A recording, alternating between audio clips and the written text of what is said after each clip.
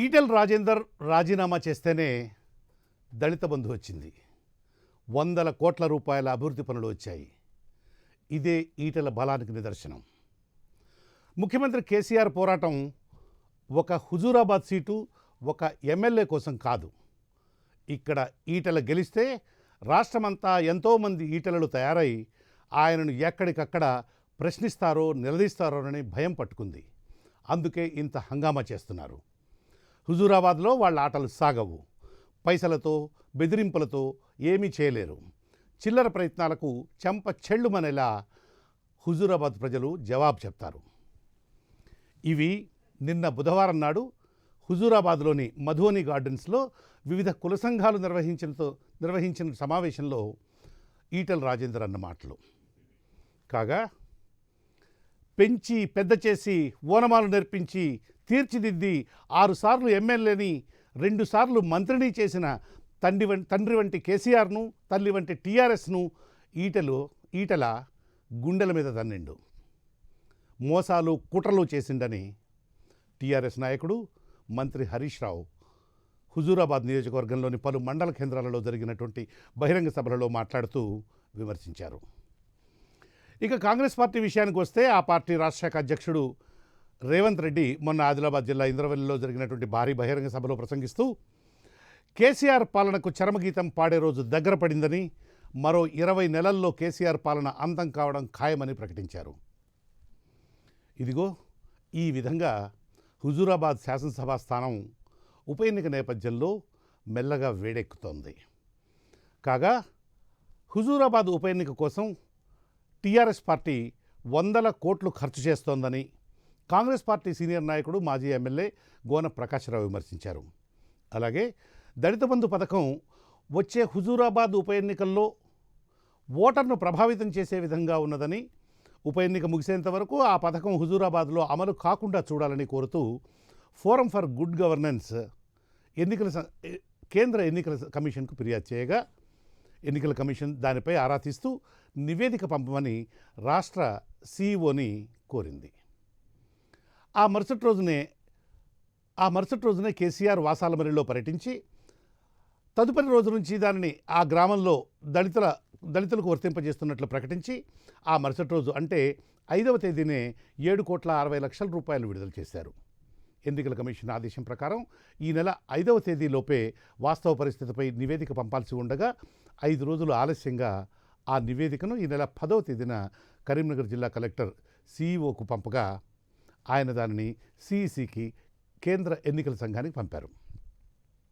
దళిత బంధు పథకం పాతదేనని, కొత్తది కాదని, మార్చిలో ప్రవేశపెట్టిన బడ్జెట్లోనే ప్రభుత్వం 1000 కోట్ల రూపాయల నిధులు దీనికి కేటాయించిందని, ఈ నెల 4వ తేదీన దీనిని యాదాద్రి జిల్లా వాసాలమరిలో ప్రారంభించారని, రాష్ట్ర వ్యాప్తంగా అన్ని నియోజకవర్గాలలో ఈ పథకం అమలవుతుందని, పైలట్ ప్రాజెక్టు కింద మాత్రం దానిని హుజూరాబాద్లో అమలు చేయాలని రాష్ట్ర మంత్రిమండలి నిర్ణయించిందని ఆ లేఖలో జిల్లా కలెక్టర్ వివరించారు. కేసీఆర్ ఎన్నికల వ్యూహానికి ఇదొక మచ్చు తునక మాత్రమే. ఇది ఈరోజు స్ట్రైట్ టాక్ చర్చా కార్యక్రమం. ఇక ఈ చర్చా కార్యక్రమంలో పాల్గొనేందుకు టీఆర్ఎస్ పార్టీ నుంచి ఆ పార్టీ రాష్ట్ర నాయకుడు శ్రీ పి నరేష్,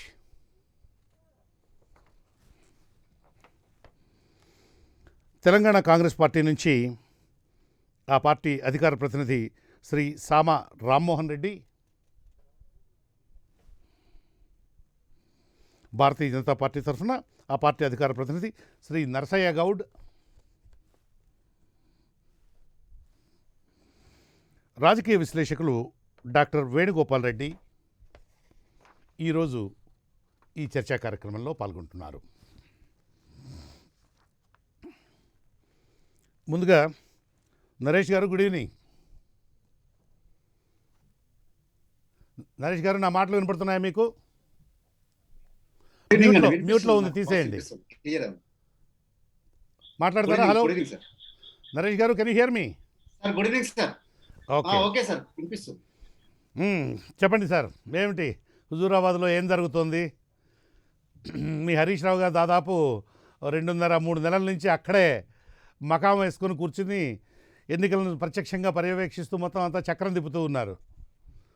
సో దాన్ని బట్టే ఎంత సీరియస్గా తీసుకున్నారు అనేది అర్థమవుతోంది. ఏం జరుగుతుంది హుజూరాబాద్లో? హుజూరాబాద్ ఎలక్షన్ లో ఉమ్, ఈటల రాజేంద్ర గారు చేసినటువంటి తను చేసినటువంటి కార్యక్రమాలు, తను చేసినటువంటి మోసాలు, ప్రజలకు ఏ రకంగా దళితులకు అన్యాయం చేస్తారు, ఏ రకంగా అనేది ప్రజలకు అర్థమైంది కాబట్టి ఉమ్, ఆ ఈరోజు ప్రజలందరూ కూడా స్వచ్ఛందంగా టిఆర్ఎస్ అయితేనే అక్కడ చేయగలుగుతుంది. టిఆర్ఎస్ నాయకుడు అయితేనే మనకు రాబోయే రోజుల్లో నాకు కొంచెం అర్థం కాలేదు నరేష్ గారు. అభివృద్ధి చేసే విధంగా ఉంటారు కాబట్టి. రాజేందర్ ఒక నిమిషం నరేష్ రాజేందర్ దళితులకు అన్యాయం చేశాడనేటువంటి విషయం అక్కడ ప్రజలకు అర్థమైంది, అదేనా మీరు చెప్పింది? ఖచ్చితంగా. అవునా? Go head. తర్వాత అక్కడ అతను చేస్తున్నటువంటి పని భూములు లాక్కోవడమే కాకుండా ఈ రోజు దళితులకు ప్రభుత్వం నుంచి వచ్చే సంక్షేమ పథకాన్ని కూడా అడ్డుకునే విధంగా వారు చేసే ప్రయత్నాలు ఏవైతున్నాయో ప్రజలకు కళ్ళ కట్టినట్టుగా స్పష్టంగా మనకు కనబడతా ఉంది. చాలా పవర్ఫుల్ అండి ఈటల, చాలా పవర్ఫుల్ ఉన్నట్టున్నాడు సార్. ఈయన చాలా పవర్ఫుల్ ఉన్నట్టున్నాడు, ఎందుకంటే మొత్తం సంక్షేమ పథకాలను అడ్డుకుంటున్నాడంటే. Please go head. నేను మధ్యలో అందిస్తుంటా అట్లా, మీరు చెప్తూనే ఉండండి. మీరు చెప్తూనే ఉండండి సార్. ఇప్పుడు ఇక్కడ జరుగుతున్నటువంటి ఏదైతే బై ఎలక్షన్స్ లో ఉన్నటువంటి వస్తున్నటువంటి వాళ్ళు ఈ రోజు గెల్లు శ్రీనివాస్ యాదవ్ ని మనం అభ్యర్థిగా పెట్టుకున్నాం. అవును, ఈ రోజు గెల్లు శ్రీనివాస్ వచ్చిన తర్వాత అక్కడ ఉన్నటువంటి ప్రజలకు ఒక నమ్మకం ఏర్పడ్డది. ఈ రోజు పూర్తి స్థాయి అక్కడ నేను చెప్పిన మాట కాదు కృష్ణమోహన్ గారు, సోషల్ మీడియాలో ఎప్పుడు గెల్లు శ్రీనివాస్ యాదవ్ పేరు ఎప్పుడు ప్రకటించినారు? ఇవాళ నిన్న కదా ప్రకటించింది. నిన్న ప్రకటి వెంటనే నమ్మకం బాగా కుదిరి పెరిగిపోయింది. Okay, go head. ఖచ్చితంగా ఈ రికార్డు ఇప్పుడు జనరల్ గా వచ్చిన అభ్యర్థిని నోటిఫికేషన్ వచ్చిన తర్వాత అక్కడ ఉన్నటువంటి సందర్భాలు బట్టి వస్తుంది కానీ ఇక్కడ మాత్రం అభ్యర్థి పేరు చెప్పగానే డిసైడ్ అయినట్టుగా మనకు స్పష్టంగా కనబడుతుంది. అంటే పబ్లిక్ నుంచి రెస్పాన్స్ కానివ్వండి, మిగతా వాళ్ళ నుంచి ఏ రకంగా గ్రామ తరలో చేసి మద్దతు పలకడం ఏదో ఉద్దేశం ఉందో, నిన్న హరీష్ రావు గారు అక్కడికి వెళ్ళిన తర్వాత అక్కడ గ్రామాల నుండి వచ్చినటువంటి వాళ్ళు ఏ రకంగా వాళ్ళు సపోర్ట్ చేస్తుంటే మనకు స్పష్టంగా అర్థమైంది కాబట్టి దాన్ని బట్టి మనం చెప్పొచ్చు. చెప్పండి. మీరేదో చెప్తున్నారు మధ్యలో. నేనేం మధ్యలో మాట్లాడలేదండి, నేను అస్సలేం మాట్లాడి ఇంత ముందు మాట్లాడినా. నేను ఇప్పుడు మాట్లాడదాం అనుకుంటున్నా, మీరు అవకాశం ఇచ్చినారు కాబట్టి. హరీష్ వచ్చాడు కాబట్టి, హరీష్ సీనియర్ లీడర్ కాబట్టి జనం అందరూ వస్తారు, జనం నమ్ముతారు హరీష్ చెప్పేది కూడా. కానీ ఈయన కొత్త ఆయన కదా. అవును, ఇక్కడ గెల్లు శ్రీనివాస్ యాదవ్ అంటే కొత్త ఆయన కాదండి. అక్కడ అదే నియోజకవర్గం నుంచి విద్యార్థి దశల వరకు అక్కడే చదువుకొని ఆ తర్వాత ఉన్నత చదువుల కోసం హైదరాబాద్కి వచ్చి తను వచ్చినప్పటి నుండి కూడా విద్యార్థి సంఘాల్లో పాల్గొంటూ విద్యార్థి వాటికి స్కాలర్షిప్ల విషయంలో కానివ్వండి, మిగతా ఏదైనా విషయంలో కానివ్వండి, తెలంగాణ ఉద్యమం కోసం కానివ్వండి, ఈ రోజు గెలు శ్రీనివాస్ గారు పూర్తి స్థాయిలో పాటుపడిన తర్వాత టిఆర్ఎస్ అధ్యక్ష అయిన తర్వాత అక్కడ ఉద్యమకారునికి ఒక అవకాశం ఇద్దామని కేసీఆర్ నిర్ణయించుకోవడం జరిగింది. ఆ ఉద్యమకారుని కోటాలో వచ్చినటువంటి వాటిని ఈ రోజు మేమంతా స్వాగతిస్తా ఉన్నాం. ఖచ్చితంగా కూడా సమయం వచ్చిన ప్రతిసారి కూడా ఉద్యమకారులకు అవకాశం ఇచ్చేందుకు కేసీఆర్ కృషి చేస్తారని చెప్పి దీన్ని బట్టి మనకు అర్థమవుతా ఉందండి. ఈ రోజు గెల్లు శ్రీనివాస్ గారు ఒక పక్క చూసుకున్నట్లయితే అభ్యర్థిని బేరీజ్ వేసినట్లయితే అక్కడ ఉన్నటువంటి 20 సంవత్సరాలు ఒక ఎమ్మెల్యే చేసినటువంటి వారి మీద ఒక సాధారణ వ్యక్తి, అంటే ఈ 200 ఎకరాలు ఉన్నటువంటి భూస్వామి అనకూడదేమో, భూ అక్రమదారుల మీద ఈ రోజు 120 కేసులు. భూ అక్రమదారు ఎవరో పేరు మర్చిపోయాను నేను, కొంచెం పేరు చెప్పండి. ఖచ్చితంగా తెలియదు ఏముందంటే ఓపెన్ గా చెప్పొచ్చు, ఈటల రాజు గారే కదా. అది అడిగినందుకే కదా కోపం మీద బయటికి వెళ్ళింది, అది అడిగినందుకు కదా ఎంక్వైరీ చేసింది కదా, అడిగినందుకే కదా బీజేపీ మాకేదో ఒక ముసుగులాగా కప్పుతుందని చెప్పేసి బీజేపీ పే చేయండి. గత చరిత్రలో బీజేపీ అదే రకంగా చేసింది కదా. ఈ రోజు సుజాన్ చౌదరి కానివ్వండి, లేకపోతే సీఎం రమేష్ గారిని కాపాడినట్టు నన్ను కూడా కాపాడితే ఉద్దేశంతోనే కదా ఈటల గారు బీజేపీ దగ్గర పోయింది. ఈ రోజు ఆ ఉద్దేశంతో బీజేపీ దగ్గర పోయినప్పటికీ కూడా ఈ రోజు ఈటల దగ్గర స్పష్టంగా ఏం చెప్తా ఉన్నారు ప్రెస్ మీట్ లో పెట్టి, ఈ రోజు నా జెండా చూసి ఓటేయకండి, నన్ను చూసి ఓటేయండి, నా జెండా చూసి ఎట్లా మీరు ఓటేయరు కాబట్టి కేంద్ర ప్రభుత్వంలో ఉన్నటువంటి ప్రభుత్వాలు ఆ రకంగా చేస్తున్నాయి కాబట్టి నన్ను నా పర్సనల్ గా ఓటేయని చెప్పి బీజేపీ పార్టీ తరఫున అభ్యర్థిగా పోటీ చేస్తున్న ఈటల దగ్గర స్పష్టంగా చెప్తా ఉన్నారు కదా. అది మేము చెప్పిన మాట కాదు, టీఆర్ఎస్ కాదు, కాంగ్రెస్ పార్టీ ఎవరు చెప్పిన మాట కాదు. కాబట్టి అక్కడ వాళ్ళు చేసినటువంటి క్రమంలో బీజేపీ పార్టీ ఎంత వెనుకేసుకొచ్చినప్పటికీ కూడా అక్కడ గత ఎలక్షన్ లో పోటీ చేసిన అభ్యర్థికి 1600-1700 ఓట్లు మాత్రం వచ్చాయి. కాబట్టి ఈ రోజు ఈటల గారు ఏదో నేను బీజేపీ పార్టీకి పోవడం వల్ల లేదా ఇంకో చేయడం వల్ల మీ మీద గెలుస్తామనే ఆశ అనేది ఖచ్చితంగా నిరాశ అన్నమాట తప్ప దీనికంటే ఇండిపెండెంట్ కంటే కొంత ఆశాజనకంగా ఉంటుందేమో కానీ బీజేపీ పార్టీని దేశవ్యాప్తంగా నమ్మే పరిస్థితులు లేరు. ఇక్కడ దేశవ్యాప్తంగా కేంద్ర కేంద్ర ప్రభుత్వం చేసిన నిర్ణయాలు, డీజిల్ ధరలే కానివ్వండి, పెట్రోల్ ధరలే కానివ్వండి, మిగతా ఏ సంక్షేమాన్ని కూడా మనకు కళ్ళగా దాని రిజల్ట్ చూపించకపోగా మీరు తీసుకున్న నిర్ణయాలన్నీ కూడా మనం హుజూరాబాద్ బీజేపీ మీద ఆ తర్వాత పడదాం. ముందు అయితే హుజూరాబాద్ సంగతి చూద్దాం, బీజేపీ మీద ఆ తర్వాత పడదాం. సో మిమ్మల్ని మీకు క్వశ్చన్ వేస్తున్నాను. అయితే ఇప్పుడు కాదు, మీరు మీ సెకండ్ రౌండ్ వచ్చినప్పుడు నేను మర్చిపోతా కాబట్టి ఇప్పుడు క్వశ్చన్ వేసేస్తాను. తెలుగుదేశం మన టీఆర్ఎస్ నుంచి ఈటల బయటికి పోవడానికి దారితీసినటువంటి ప్రధానమైనటువంటి కారణం ఏమిటనేటువంటిది మీరు ప్రేక్షకుల సౌలభ్యం కోసం మీ మళ్ళీ టర్న్ మీద వచ్చినప్పుడు తప్పనిసరిగా ఎక్స్ప్లెయిన్ చేయండి. ఇప్పుడు తెలంగాణలోని అనేకమైనటువంటి ప్రాంతాల్లో మన ఛానల్ వస్తుంది. ఆ నంబరు, ఆ వివరాలు కూడా త్వరలో ఇక్కడ మేము స్క్రాల్గా వేయిస్తాం. తెలంగాణలోని అనేకమైనటువంటి ప్రాంతాలు, దాదాపు ఒక 75-80% ప్రాంతాలలో మన ఛానల్ వస్తుంది కేబుల్ టీవీలో. Thank you very much Naresh garu. Thank you very much. Narasaiah Goud garu నమస్కారం. నమస్తే. మీరు నరేష్ మాటలు విన్నారా? వాయిస్ వినిపిస్తుందా సార్? బ్రహ్మాండంగా వినిపిస్తుంది సార్. Okay right. నరేష్ మాట్లాడినటువంటి మాటలు విన్నారు కదా? విన్నాను. Go head sir. సార్, ఇప్పుడు నరేష్ గారు పార్టీ మనిషి కాబట్టి కింద మీద పడి సమర్థించుకునే ప్రయత్నం చేస్తూ ఉన్నాడు. కాబట్టి కేసీఆర్ను ప్రతిసారి విమర్శించి ఇప్పుడు విమర్శించడానికి కూడా పెద్ద మనసు వచ్చే అవకాశం లేదు, ఎందుకంటే అంతగానం తప్పులు చేశాడు. కాబట్టి నేను ఒక 3 ముక్కలలో కేసీఆర్ మనస్తత్వం చెప్పాలనుకున్నాను. కేసీఆర్ ఏం చేస్తాడంటే తెలంగాణ ప్రజలకు ఎప్పుడైనా అవసరం వస్తే అవసరానికి వేడుకుంటాడు, అవసరానికి వాడుకుంటాడు, అవసరం తీరిన తర్వాత ప్రజలతో ఆడుకుంటాడు. ఇలాంటి మనస్తత్వం ఉన్నటువంటి కేసీఆర్ గారిని వాడుకుంటాడు, వేడుకుంటాడు, ఆడుకుంటాడు. వాళ్ళకి అవసరం వచ్చినప్పుడు వేడుకుంటాడు, అవసరానికి వాడుకుంటాడు, అవసరం తీరిన తర్వాత ఆడుకుంటాడు. కాబట్టి ఇలాంటి కేసీఆర్ గారిని తెలంగాణ వ్యాప్తంగా కూడా తన గ్రాఫ్ పడిపోయిందనే విషయం ఆయనకు అర్థమైంది. కాబట్టే ఈ రోజు హుజురాబాద్ లో గెలుపు కొరకు చెమటోడుస్తా ఉన్నాడు. ఈ రోజు హుజురాబాద్ లో 2 లక్షల పైచిలకు ఓటర్లు ఉన్నారు. ఈ రోజు గెల్లు శ్రీనివాస్ గారిని అక్కడ నిలపడానికి వాళ్ళ క్యాలిక్యులేషన్ ఏంటంటే, యాదవ్ల ఓట్లు 22,000 ఓట్లు ఉన్నాయి, తర్వాత ముదిరాజుల ఓట్లు 23,000 ఓట్లు ఉన్నాయి, గౌడుల 24,000 ఓట్లు ఉన్నాయి, మున్నూరు కాపు 29,000 ఓట్లు ఉన్నాయి, రెడ్డిలకు 22,000 ఓట్లు ఉన్నాయి, రజకులకు 7,600 ఓట్లు ఉన్నాయి, మైనారిటీలకు 5,100 ఓట్లు ఉన్నాయి. అంటే ఈ క్యాలిక్యులేషన్, ఈ సోషల్ ఇంజనీరింగ్ మీద ఆధారపడి ఆయన ఏమనుకుంటా ఉన్నాడంటే, మొన్న కౌశిక్ రెడ్డి వస్తే ఎమ్మెల్సీ ఇచ్చిన ఆ 22,000 ఓట్లు మాకే, మొన్న గొర్రెలు ఇచ్చిన యాదవ్లు 22,000 ఓట్లు మాకే, తర్వాత దళితులకు సంబంధించి 35,000 మాదిగ సామాజిక వర్గానికి సంబంధించినవి ఉన్నాయి, మాల 11,000 సంబంధించిన ఉన్నాయి. అంటే అవి ఒక 46,000 ఓట్లు మావే. అంటే ఈ క్యాలిక్యులేషన్ మీద మేము గెలుస్తామన్న ఒక ఆలోచన తోటి మాత్రమే టిఆర్ఎస్వి రాష్ట్ర అధ్యక్షుడు గెల్లు శ్రీనివాస్ గారిని పెట్టడం జరిగింది. కానీ నేను సూటిగా ఒకే మాటలో చెప్పేది ఏంటంటే, గెల్లు శ్రీనివాస్ గారి ఈ అభ్యర్థిత్వాన్ని ఖరారు చేసిన రోజే మా మెజారిటీ ఇంకొక 20,000 ఓట్లు పెరిగినాయని నేను చెప్తా ఉన్నాను. ఎందుకు అంటే ఈటల ముందు గెల్లు శ్రీనివాస్ అనే అభ్యర్థి ఏ రకంగా చూసినా సరిపోడు. ఎలా సరిపోడు అంటే, అనుభవరీత్యా సరిపోడు, ఉద్యోగంలో పాల్గొన్న రీత్యా సరిపోడు, మంత్రివర్గంలో ఉండి ఆహర్నిశలు పనిచేసినందుకు సరిపోడు. ఆ హుజురాబాద్ లో ప్రతి గడపలో ప్రతి హృదయంలో ఇలా ఈయన ఫోటో పెట్టుకొని తిరుగుతా ఉన్నారు.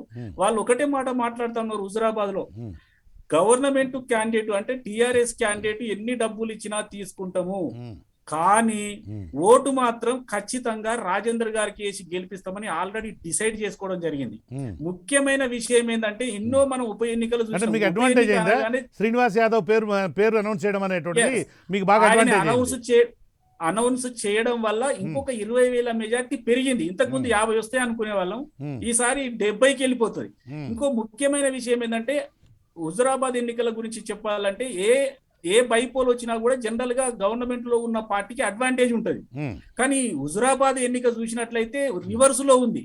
ఈ రోజు గవర్నమెంట్ డిఫెన్స్ లో పడిపోయింది, ఏం చేయాలనో తెలియక రకరకాల బంధులు చేస్తా ఉంది. ఇలా దళిత బంధు అంటా ఉంది, ఇంకో బంధు అంటా ఉంది, ఈ రైతు బంధు అంటా ఉంది, గొర్రెలు ఇస్తా, బర్రెలు ఇస్తా, మందులు ఇస్తా, కందులు ఇస్తా, పందులు ఇస్తా, వరుస పెట్టి ఏమడిగితే అది ఇస్తా, ఇల్లు ఇస్తా, రోడ్డు ఇస్తా, లైట్ ఇస్తా, పప్పు ఇస్తా, ఉప్పు ఇస్తా, చెప్పిస్తా, ఏది అడిగితే అది ఇస్తా అందుకు తయారైపోయింది. కారణం ఒకటే, ఈ రోజు government TRS party Etela Rajender గారిని భారతీయ జనతా పార్టీని చూసి దడుచుకున్నది. కారణం ఏంటంటే, అక్కడ ఓట్లేసే అవకాశమే లేదు టిఆర్ఎస్ పార్టీకి.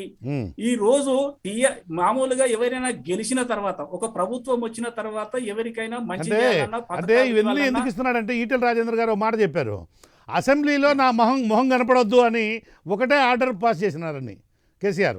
ఎస్, అయితే నేను అనేది ఏంటంటే సార్, మామూలుగా గెలిచిన తరువాత ప్రజలకు ఏదైనా మేలు చేయడానికి అవకాశం ఉంటుంది.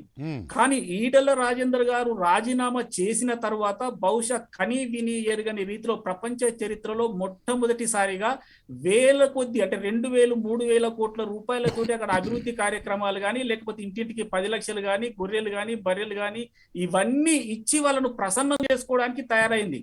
ఇంకో ముఖ్యమైన విషయం ఏంటంటే, మామూలుగా ఏదో 2,000-3,000 ఇచ్చి కాళ్ళు గడ్డము పట్టుకొని ఓటేసుకుంటారని మనకు తెలుసు, కానీ ఏకంగా 4 ఓట్లున్న ఒక దళిత కుటుంబానికి 10 లక్షల రూపాయలు ఇస్తుండంటే, నా దృష్టిలో ఒక్కొక్క ఓటుకు 2.5 లక్షల రూపాయలు పెట్టి ప్రజాధనం పెట్టి కొనుక్కున్నట్టే లెక్క. అంటే 10 కుటుంబాలకే కదా అది. ఆగండి 10 కుటుంబాలకే కదా, 10 కుటుంబాలకే కదా. నేను అనేది సార్, హుజూరాబాద్ లో మొత్తం ఇస్తా ఉన్నాడు 20,929, 21,000-22,000 కుటుంబాలనే మొత్తం ఇస్తా ఉన్నాడు. వాసల మరిలో మాత్రం 76 కుటుంబాలకు 7,60,00,000 రూపాయలు ఇచ్చిండు. నేను అనేది ఏంటంటే, మీకు అంత మంచి మనసు ఉన్నప్పుడు మేము కూడా ఏం కాదను, మీరు రాష్ట్ర వ్యాప్తంగా దళితులందరికీ దళిత బంధును వర్తింపజేయండి. అది కూడా నోటిఫికేషన్ వచ్చే లోపలనే అయితేనే మేము నమ్ముతాం. నోటిఫికేషన్ వచ్చిన తర్వాత 2వ దఫా ఇస్తా, 3వ దఫా ఇస్తా, రాష్ట్రం మొత్తం ఇస్తా, నియోజకవర్గానికి 100 ఇస్తా, గ్రామానికి ఒకరికి ఇస్తా అంటే చెవులో పూలు పెట్టుకున్నట్టే ఉంటది. కాబట్టి నేను ఏమంటున్నానంటే, దళిత బంధు అనేది ఇది దళిత బంధు ఇట్లా అడుగుతారు నరసయ్య గారు. రాష్ట్రం మొత్తం ఇవ్వాలంటే అన్ని పైసలకి ఎక్కడి నుంచి వస్తాయి? ఇయ్యలేరు. మీరు ఆచరణ డిమాండ్ చేస్తారండి. నేనేమంటున్నా, 2,000 కోట్ల రూపాయలు ఓన్లీ హుజూరాబాద్ లో పెట్టే బదులు మరి అదే నువ్వు రాష్ట్ర వ్యాప్తంగా ఫేస్ వైజ్ ఇస్తే, అదే ఫేస్ గా ఎంత మందికి ఇస్తావు రాష్ట్ర వ్యాప్తంగా సరే నువ్వు ఎంత ఖర్చు పెట్టాలనుకుంటే అంతే ఖర్చు పెట్టు. కానీ దాన్ని ఓన్లీ హుజూరాబాద్ కు పరిమితం చేయడం వల్ల ఏమైతుందంటే, ఈ రోజు ఎలక్షన్ కమిషన్ కూడా నోటీస్ ఇవ్వడం జరిగింది. అక్కడ సంబంధిత జిల్లా కలెక్టర్ తెలిసినా కూడా తెలియదు అని వివరణ కూడా ఇవ్వడం జరిగింది. కాబట్టి నేనేమంటున్నా, ప్రజాధనముతోటి ఓట్లు కొనడము ఇంతకు ముందు చంద్రబాబు హయాంలో చూసినాం, ఇప్పుడు కేసీఆర్ హయాంలో చూస్తా ఉన్నాం. ఇదంతా దేనికి ఉదాహరణ అంటే, కేసీఆర్ భారతీయ జనతా పార్టీ క్యాండిడేట్ అయినటువంటి ఈటెల రాజేందర్ గారికి భయపడే ఈ పిల్లి మొగ్గలేస్తా ఉండని చెప్పక తప్పదు. కానీ నేను ఒకటే ఇంకొక మాట చెప్పి ముగిస్తా సార్. ఈ రోజు నేను ఏమంటున్నా అంటే, దళిత బంధు పెట్టినవు సంతోషం, నీకు ఓట్లేస్తే కూడా మాకు సంతోషం, నువ్వు గెలిస్తే కూడా మాకు సంతోషం. కానీ నేను ఏమంటున్నా అంటే, మీరు అనుకున్నది తప్పు. ఆడ బూమరాంగ్ అయితే ఉంది. దళితులకు 2,000 కోట్ల రూపాయలు ఇవ్వడం వల్ల అక్కడ రెడ్డిస్ గానే, అంటే మిగతా కులాల వాళ్ళు, బీసీలు, ఓసీలు, మైనారిటీలు, ఇతర కులాల వాళ్ళు మీకు వ్యతిరేకంగా పనిచేస్తా ఉన్న సంగతి మీరు గ్రహించలేకపోతా ఉన్నారు. కాబట్టి మీకు డిపాజిట్ వస్తుందా రాదా అనే దగ్గరనే మీరు ఆగిపోయే అవకాశం ఉంది. ఈ రోజు మిగతా దళితులు తప్ప మిగతా వాళ్ళకు కడుపు మంట కాదు. నరసయ్య గారు, హుజూరాబాద్ లో 100% మంది దళితులకు ఇస్తున్నారా, 10 కుటుంబాలకు మాత్రమే ఇస్తున్నారా? 100% మంది దళితులకు ఇస్తానని ఆయన చెప్పిండు. 2,000 కోట్ల రూపాయలు నేను ఇస్తా అని కేసీఆర్ గారు ప్రకటించడం జరిగింది. దానికి ఒక పేరేం పెట్టిండంటే, ఇది మేము పైలట్ ప్రాజెక్టు అని చెప్తా ఉన్నాను. కాబట్టి నేను ఏమంటున్నా, ఈ దళిత బంధు వల్ల ఇదే మేజర్ కారణం కాబోతా ఉంది టిఆర్ఎస్ క్యాండిడేట్ ఓడిపోవడానికి. దళితుల ఓట్లు పడితే ఒక 20%, 30% పడితేమో చెప్పలేను, కానీ మిగతా ఓట్లన్నీ వ్యతిరేకంగా పడే అవకాశం ఉంది. ఆయన ఇప్పటికైనా ఏం చేయాల్సి ఉందంటే, బీసీ బంధు, ఓసీ బంధు, మైనారిటీ బంధు, దళిత బంధు అన్ని పెడితే దానికి ఒక అర్థం ఉంటది. కాబట్టి నేను ఏం కోరుతా ఉన్నానంటే, సీఎం కేసీఆర్ గారు, మీరు అన్ని బంధులు పెట్టండి, లేకపోతే మొత్తమే బంద్ పెట్టండి. దళిత బంధు పెట్టండి, బీసీ బంధు పెట్టండి, ఓసీ బంధు పెట్టండి, మైనారిటీ బంధు పెట్టండి, లేదు అంటే అన్ని బంధు పెట్టండి. ఏదో ఒకటి చేస్తే తప్ప న్యాయం జరుగుతుంది తప్ప కొంతమందికి అదృష్టం ఏంది, ఇంకా కొంతమందికి దురదృష్టం ఏంది. కాబట్టి నేను అందుకే ఏమంటున్నా అంటే, ఈయన అవసరానికి వేడుకుంటాడు, అవసరానికి వాడుకుంటాడు, అవసరం తీరినాక ఆడుకుంటాడు. కాబట్టి ప్రజలకు కూడా ఇతని వివరాలు తెలిసిపోయినాయి. కాబట్టి ఈసారి ఖచ్చితంగా టీఆర్ఎస్ కు చెప్తారని నేను భావిస్తా ఉన్నాను. ఓకే, బాగుంది. ఆడుకుంటాడు, వాడుకుంటాడు. బాగుంది. రామ్మోహన్ రెడ్డి గారు, గుడ్ ఈవినింగ్. గుడ్ ఈవినింగ్ అండి. ఇంకెక్కువ పెట్టండి మీ బాణం. ముందు first of all me debate లో మాట్లాడాలంటే ఆచి తూచి ముందు వెనకాల బాగా ఆలోచించి మాట్లాడాలి. అయ్యయ్యో ఎందుకంటే టిఆర్ఎస్ ని ప్రోత్సహిస్తున్నట్టే ప్రోత్సహించుకుంటూ స్పీడ్ బ్రేకర్లు ఇస్తున్నటువంటి చూస్తూనే ఉన్నాం. అట్లనే బీజేపీని కాదు, టిఆర్ఎస్ వాళ్ళేమో నాకు కాదు టిఆర్ఎస్ వాళ్ళకి కోపము, బీజేపీ వాళ్ళకి కోపం. యథార్థవాది లోక విరోధి అని ఒక సామెత ఉండనే ఉన్నది. ఎవరైతే నిజం మాట్లాడతాడో వాడికి లోకంలో అందరూ శత్రువులు అవుతారట. ఇప్పుడు ఆయన నరేష్కి నా మీద పీకల దాకా కోపం ఉంది. ఓకే, గో హెడ్, మీరేం చెప్పదలుచుకున్నారో విందాం. మొత్తం ప్రజల కోసం అండి, నేను ప్రజల తరఫున నిలబడి అడుగుతూ ఉంటాను. అది అప్పుడప్పుడు కొంచెం మీ చేత ఇబ్బందికరమైనవి కూడా చెప్పిస్తాను, అడుగుతాను. మీరు చెప్పలేకపో నా మీద కోప్పడితే ఎట్లా sir? Go ahead, please go head. అయినా మీరు చాలా స్మార్ట్. అందుకనే మీతో మాట్లాడేటప్పుడు చాలా ఆచితూచి మాట్లాడాలి. మళ్ళీ ఇప్పుడు మాట్లాడింది 30 నిమిషాల తర్వాత మాకే బాణం అయిపుచ్చుకుంటుంటది అది. సో ఈ రోజు హుజురాబాద్ ఎన్నికల్లో తెలంగాణ రాష్ట్రంలో నెలకొన్నటువంటి పరిస్థితులు, టిఆర్ఎస్ పార్టీ ఒక ప్రాంతానికి సంబంధించినటువంటి సెంటిమెంట్ తోటి, ఒక ఉద్యమ గలం తోటి అధికారంలోకి వచ్చిన తర్వాత ఈ రోజు ఆ సెంటిమెంట్ అనేది నిర్వీర్యం అయిపోయిన తర్వాత నెక్స్ట్ సెంటిమెంట్ దేనికి పోవాలి? కులాలకు పోవాలి. సో కులాల మధ్యలో రాజకీయాలు అనేటటువంటి చేసేటటువంటి అని పూనుకుంది టిఆర్ఎస్ పార్టీ. సో మతాలకి సంబంధించినటువంటి రాజకీయాలు చేస్తూ జనాలని విడదీస్తూ పాలనలో సాగించాలనుకుంటుంది బీజేపీ పార్టీ. అయితే సార్ మేము అడుగుతుంది ఏంటంటే కృష్ణమోహన్ గారు, ఈ రోజు రాష్ట్రంలో గాని దేశంలో గాని ముందుగా హుజూరాబాద్ లో గాని ఈ రోజు ఏమైనా నిరుద్యోగులకు ఏమైనా కులం ఉందా? రైతులకు ఏమైనా కులం ఉందా? పేదరికానికి ఏమైనా గిట్ట కులం ఉందా? ఇట్లాంటి కులాలతోటి ముడిపెట్టుకుంటూ సమస్యలని కార్నర్ చేస్తూ డివైడ్ అండ్ రూల్ లెక్క రాజకీయాలు నడుపుతున్నటువంటి పరిస్థితి నుంచి ఈ రోజు మనం చర్మగీతం పాడాల్సినటువంటి అవసరం ఉంది. ఈ రోజు రాష్ట్రంలో కావాల్సింది, ఆనాడు ఉద్యమం కూడా ఐకమత్యంతో కొట్లాడుతూనే అయింది తప్ప ఈ రోజు వేరే రకంగా కాలేదు. సో ఈ రోజు అన్యాయం కూడా అన్ని రకాలుగా అవుతుంది. కానీ వీళ్ళు విభజించి కొంతమంది శాతానికి మాత్రమే న్యాయం చేస్తున్నట్టుగా, ఒక కులానికి చేస్తున్నట్టుగా, ఈ కులానికి ఈ ప్రాంతంలో చేస్తూ మిగతా ప్రాంతాలలో కూడా ఆ కులం యొక్క అడ్వాంటేజ్ తీసుకునేటటువంటి రాజకీయాలే తప్ప. సార్ నేను ఒకటే అడుగుతున్నా, హుజూరాబాద్ లో మీరు ప్రకటిస్తున్నటువంటి 2000 కోట్లైనా, మీరు ఇచ్చినటువంటి 7 కోట్లైనా, లేకపోతే మీ ఏలైనటువంటి ఏ ప్రమాణాలైనా కూడా ఏవన్నా ఈ రోజు మనకుంటున్నటువంటి సమస్యలని దూరం చేసేటటువంటిది కనిపిస్తుందా? ఇవి వాస్తవాలా? ఇది కాసేపు పక్కన పెట్టుకుందాం. ఈటల రాజేందర్ అని అంటే, ఈటల రాజేందర్ ఫౌండర్ మెంబర్ దగ్గరికి నుంచి మొదలు పెట్టుకుంటే ఈ రోజు దాకా టిఆర్ఎస్ పార్టీలో ఉన్నారు కదా. ఈ రోజు కూడా ప్రతి అవినీతికి, ప్రతి పథకానికి, ప్రతి ఫినాన్షియల్ దానికి సంతకం పెట్టింది నువ్వే కదా పెద్ద మనిషి. అవినీతి ఏదైనా గిట్ట ఈ రోజు నువ్వు ఆరోపణలు చేస్తే దానికి ఎకనాలజీ చేసినటువంటి సంతకం ఈటల రాజేందర్ గారిదా కాదా? ఆ మంత్రిత్వ శాఖ చేసింది మీరా కాదా? ఆనాడు ఆయన చేసిండు, ఈ రోజు వచ్చి ఆడ క్యాంపెయినింగ్ చేస్తున్నటువంటి హరీష్ రావు గారు చేస్తుండ్రు. మీ ఇద్దరు చేతులనే కదా నడిచింది. హుజూరాబాద్ అన్యాయం అయిందని గిట్ట మీరు మాట్లాడితే అన్యాయాన్ని ఎకనాలజీ చేసింది మీరే కదా మీ సుహస్తాలతోటి. సో అన్యాయాన్ని చేసినటువంటి వ్యక్తిని తీసుకొని వచ్చి ఈ రోజు అన్యాయం నుంచి మేము విముక్తి కలిగిస్తున్నటువంటి బీజేపీని నమ్ముదామా? లేకపోతే అన్యాయం చేసి ఈ రోజు ఇంకొకసారి కూడా మరో ప్రజలని అన్యాయం చేద్దాం అనుకుంటున్నటువంటి టిఆర్ఎస్ ని నమ్ముదామా?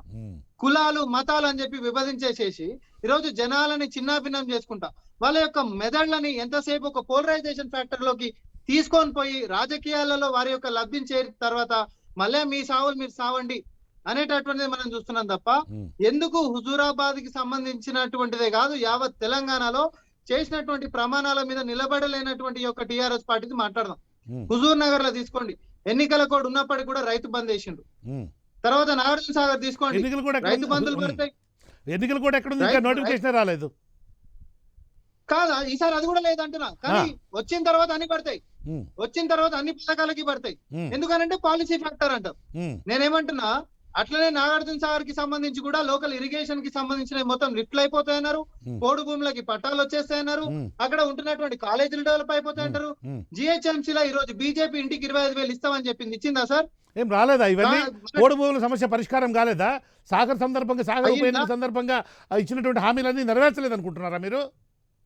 బాలేగున్నారు సార్. మనం మాట్లాడుకుంటే నెరవేర్చినట్టే, వాస్తవానికి నెరవేరినట్టే. సో కేసీఆర్ గారు ఏ ప్రమాణం చేసినా కేసీఆర్ బాట కాదు. ఈ రోజు ఏమంటారు చూడు, బాప్ 1 నంబర్ బేటా 10 నంబర్ లెక్క, ఈ 1 నంబర్ అయితే బీజేపీ 10 నంబర్ లాగా అన్ని రాష్ట్రాల్లో వాళ్ళదే పథకాలు కదా. సో టిఆర్ఎస్ బీజేపీ బాప్ బేటా ఎట్లయితారు? ఎట్లా చెప్పండి ఎట్లా అంటే కొంచెం. వాళ్ళ దాంట్లో ఉంటున్న వాళ్ళని వీళ్ళ దాంట్లో వేసుకొని మీ జమ చేసుకుంటున్నారు కదా ఈ రాష్ట్రం వరకు. ఉమ్, వాళ్ళు చేస్తున్నటువంటిది వీళ్ళు చేస్తున్నారు. వాళ్ళు గంగా నది ప్రక్షాళన అంటే వీళ్ళు మూసీ నది ప్రక్షాళన అన్నారు. ఆ, వాళ్ళు రైతు బంధు అంటే వీళ్ళు రైతు బంధు మాదిరే మాట్లాడుతున్నారు. ఉమ్, వీళ్ళు పెట్రోల్ డీజిల్ అంటే పోటీ మీద వీళ్ళు పెట్రోల్ డీజిల్ మీద పన్నులు పెంచుతా ఉన్నారు. ఉమ్, ఈ రోజు ఎవరైనా ప్రజలకి మేలు చేస్తున్నటువంటి ఒక సైడ్ లైన్ పెట్టి మేలు కీడు అని చెప్పి రాస్తే కీడు పేపర్లో నిండిపోతుంది, మేలు లైన్ రాదు. ఉమ్, సో ఈ రోజు మేమేమంటున్నాం సార్, జిహెచ్ఎంసీ ఎన్నికల్లో ఇదే బీజేపీ ఇంటికి 25,000 ఇస్తామని ఎట్లా చెప్పిందో, బండికి బండి నష్టపోయినటువంటి దానికి అన్ని ఇస్తామని బీజేపీ అన్నది, అదే ఇంటికి 10,000 ఇస్తామని చెప్పి టిఆర్ఎస్ ఎట్లయితే అన్నదో, పోడు భూములకి పట్టాలు ఎట్లా ఇస్తామైతే అన్నదో, ప్రతి ఎన్నికల కంటే ముంగట నిరుద్యోగానికి సంబంధించినటువంటి నోటిఫికేషన్ ఇగో వేస్తున్నాం మగేస్తున్నాం అని చెప్పి ఎట్లయితే అన్నదో, దళిత బంధు గట్లనే అవుతుంది. అంతకు మించి ఏం లేదు. ఈ రోజు ఆర్థిక పరిపుష్టత మన తెలంగాణ రాష్ట్రానికి ఇట్లా మనం మాట్లాడితే నిన్న మొన్నటి దాకా జీతాలు ఇవ్వాలనేటువంటి దుస్థితులలో మనం ఉన్నాం. ఈ రోజు దళిత బంధుకు సంబంధించి ప్రతి ఇంటికి 10 లక్షలు ఇస్తామంటే గుడ్డిల్లక మనం ఈరోజు నమ్మేటటువంటి పరిస్థితులు. ఈ రోజు దళిత వర్గాలు కూడా అంత గుడ్డిగా నమ్మేటటువంటి పరిస్థితులు ఏం లేవు. ప్రజల్లో చైతన్యం వచ్చింది. ఆ చైతన్యాన్ని తీసుకొచ్చేటటువంటి దిశగానే రాష్ట్ర వ్యాప్తంగా కూడా కాంగ్రెస్ పార్టీ మేము ఈరోజు కార్యక్రమాలు చేస్తా ఉన్నాం. కాబట్టి అభ్యర్థి ఎవరు ఎట్లా వస్తది, నోటిఫికేషన్ వచ్చిన దాకా మాకు ఫ్రీడమ్ ఉంది, మాకు స్వేచ్ఛ ఉంది. మేము ఎవరినైనా ప్రకటించుకోవచ్చు. మీది ఇంకా కాలేదు, మీది ఇంకా కాలేదు, మా గురించి మీరెందుకు టెన్షన్ పడతారన్నా? మేము నిమ్మలంగానే ఉన్నాం, మేము నిమ్మలంగా ఆలోచిస్తున్నాం, మా వ్యూహాలు మాకున్నాయి. మేము రెండో చివరి నిమిషం దాకా ట్రంప్ కార్డులు కనుక పెట్టుకుంటారు చూడండి. ఎట్లా ఏ కార్డు వేస్తున్నారో తెలియకుండా క్లోజ్ టు చెస్ట్ పెట్టుకుని ఆ చివరి నిమిషం వరకు ఇచ్చేద్దామని అనుకుంటారు. చాలా పేర్లు వినపడుతున్నాయిలేండి. మీరు ఎంత దాచేస్తే మాత్రం దాగుతుందా ఏంది? ఇంతకు సస్పెన్స్ రేపు లేదు ఎల్లుండి ప్రకటిస్తున్నారట కదా. రేపు లేదు ఎల్లుండి కార్యవర్గ సమావేశం తర్వాత ఈ 2-3 రోజుల్లో ప్రకటించేటటువంటి పరిణామాలు ఉన్నాయి. అది జరుగుతుంది కూడా.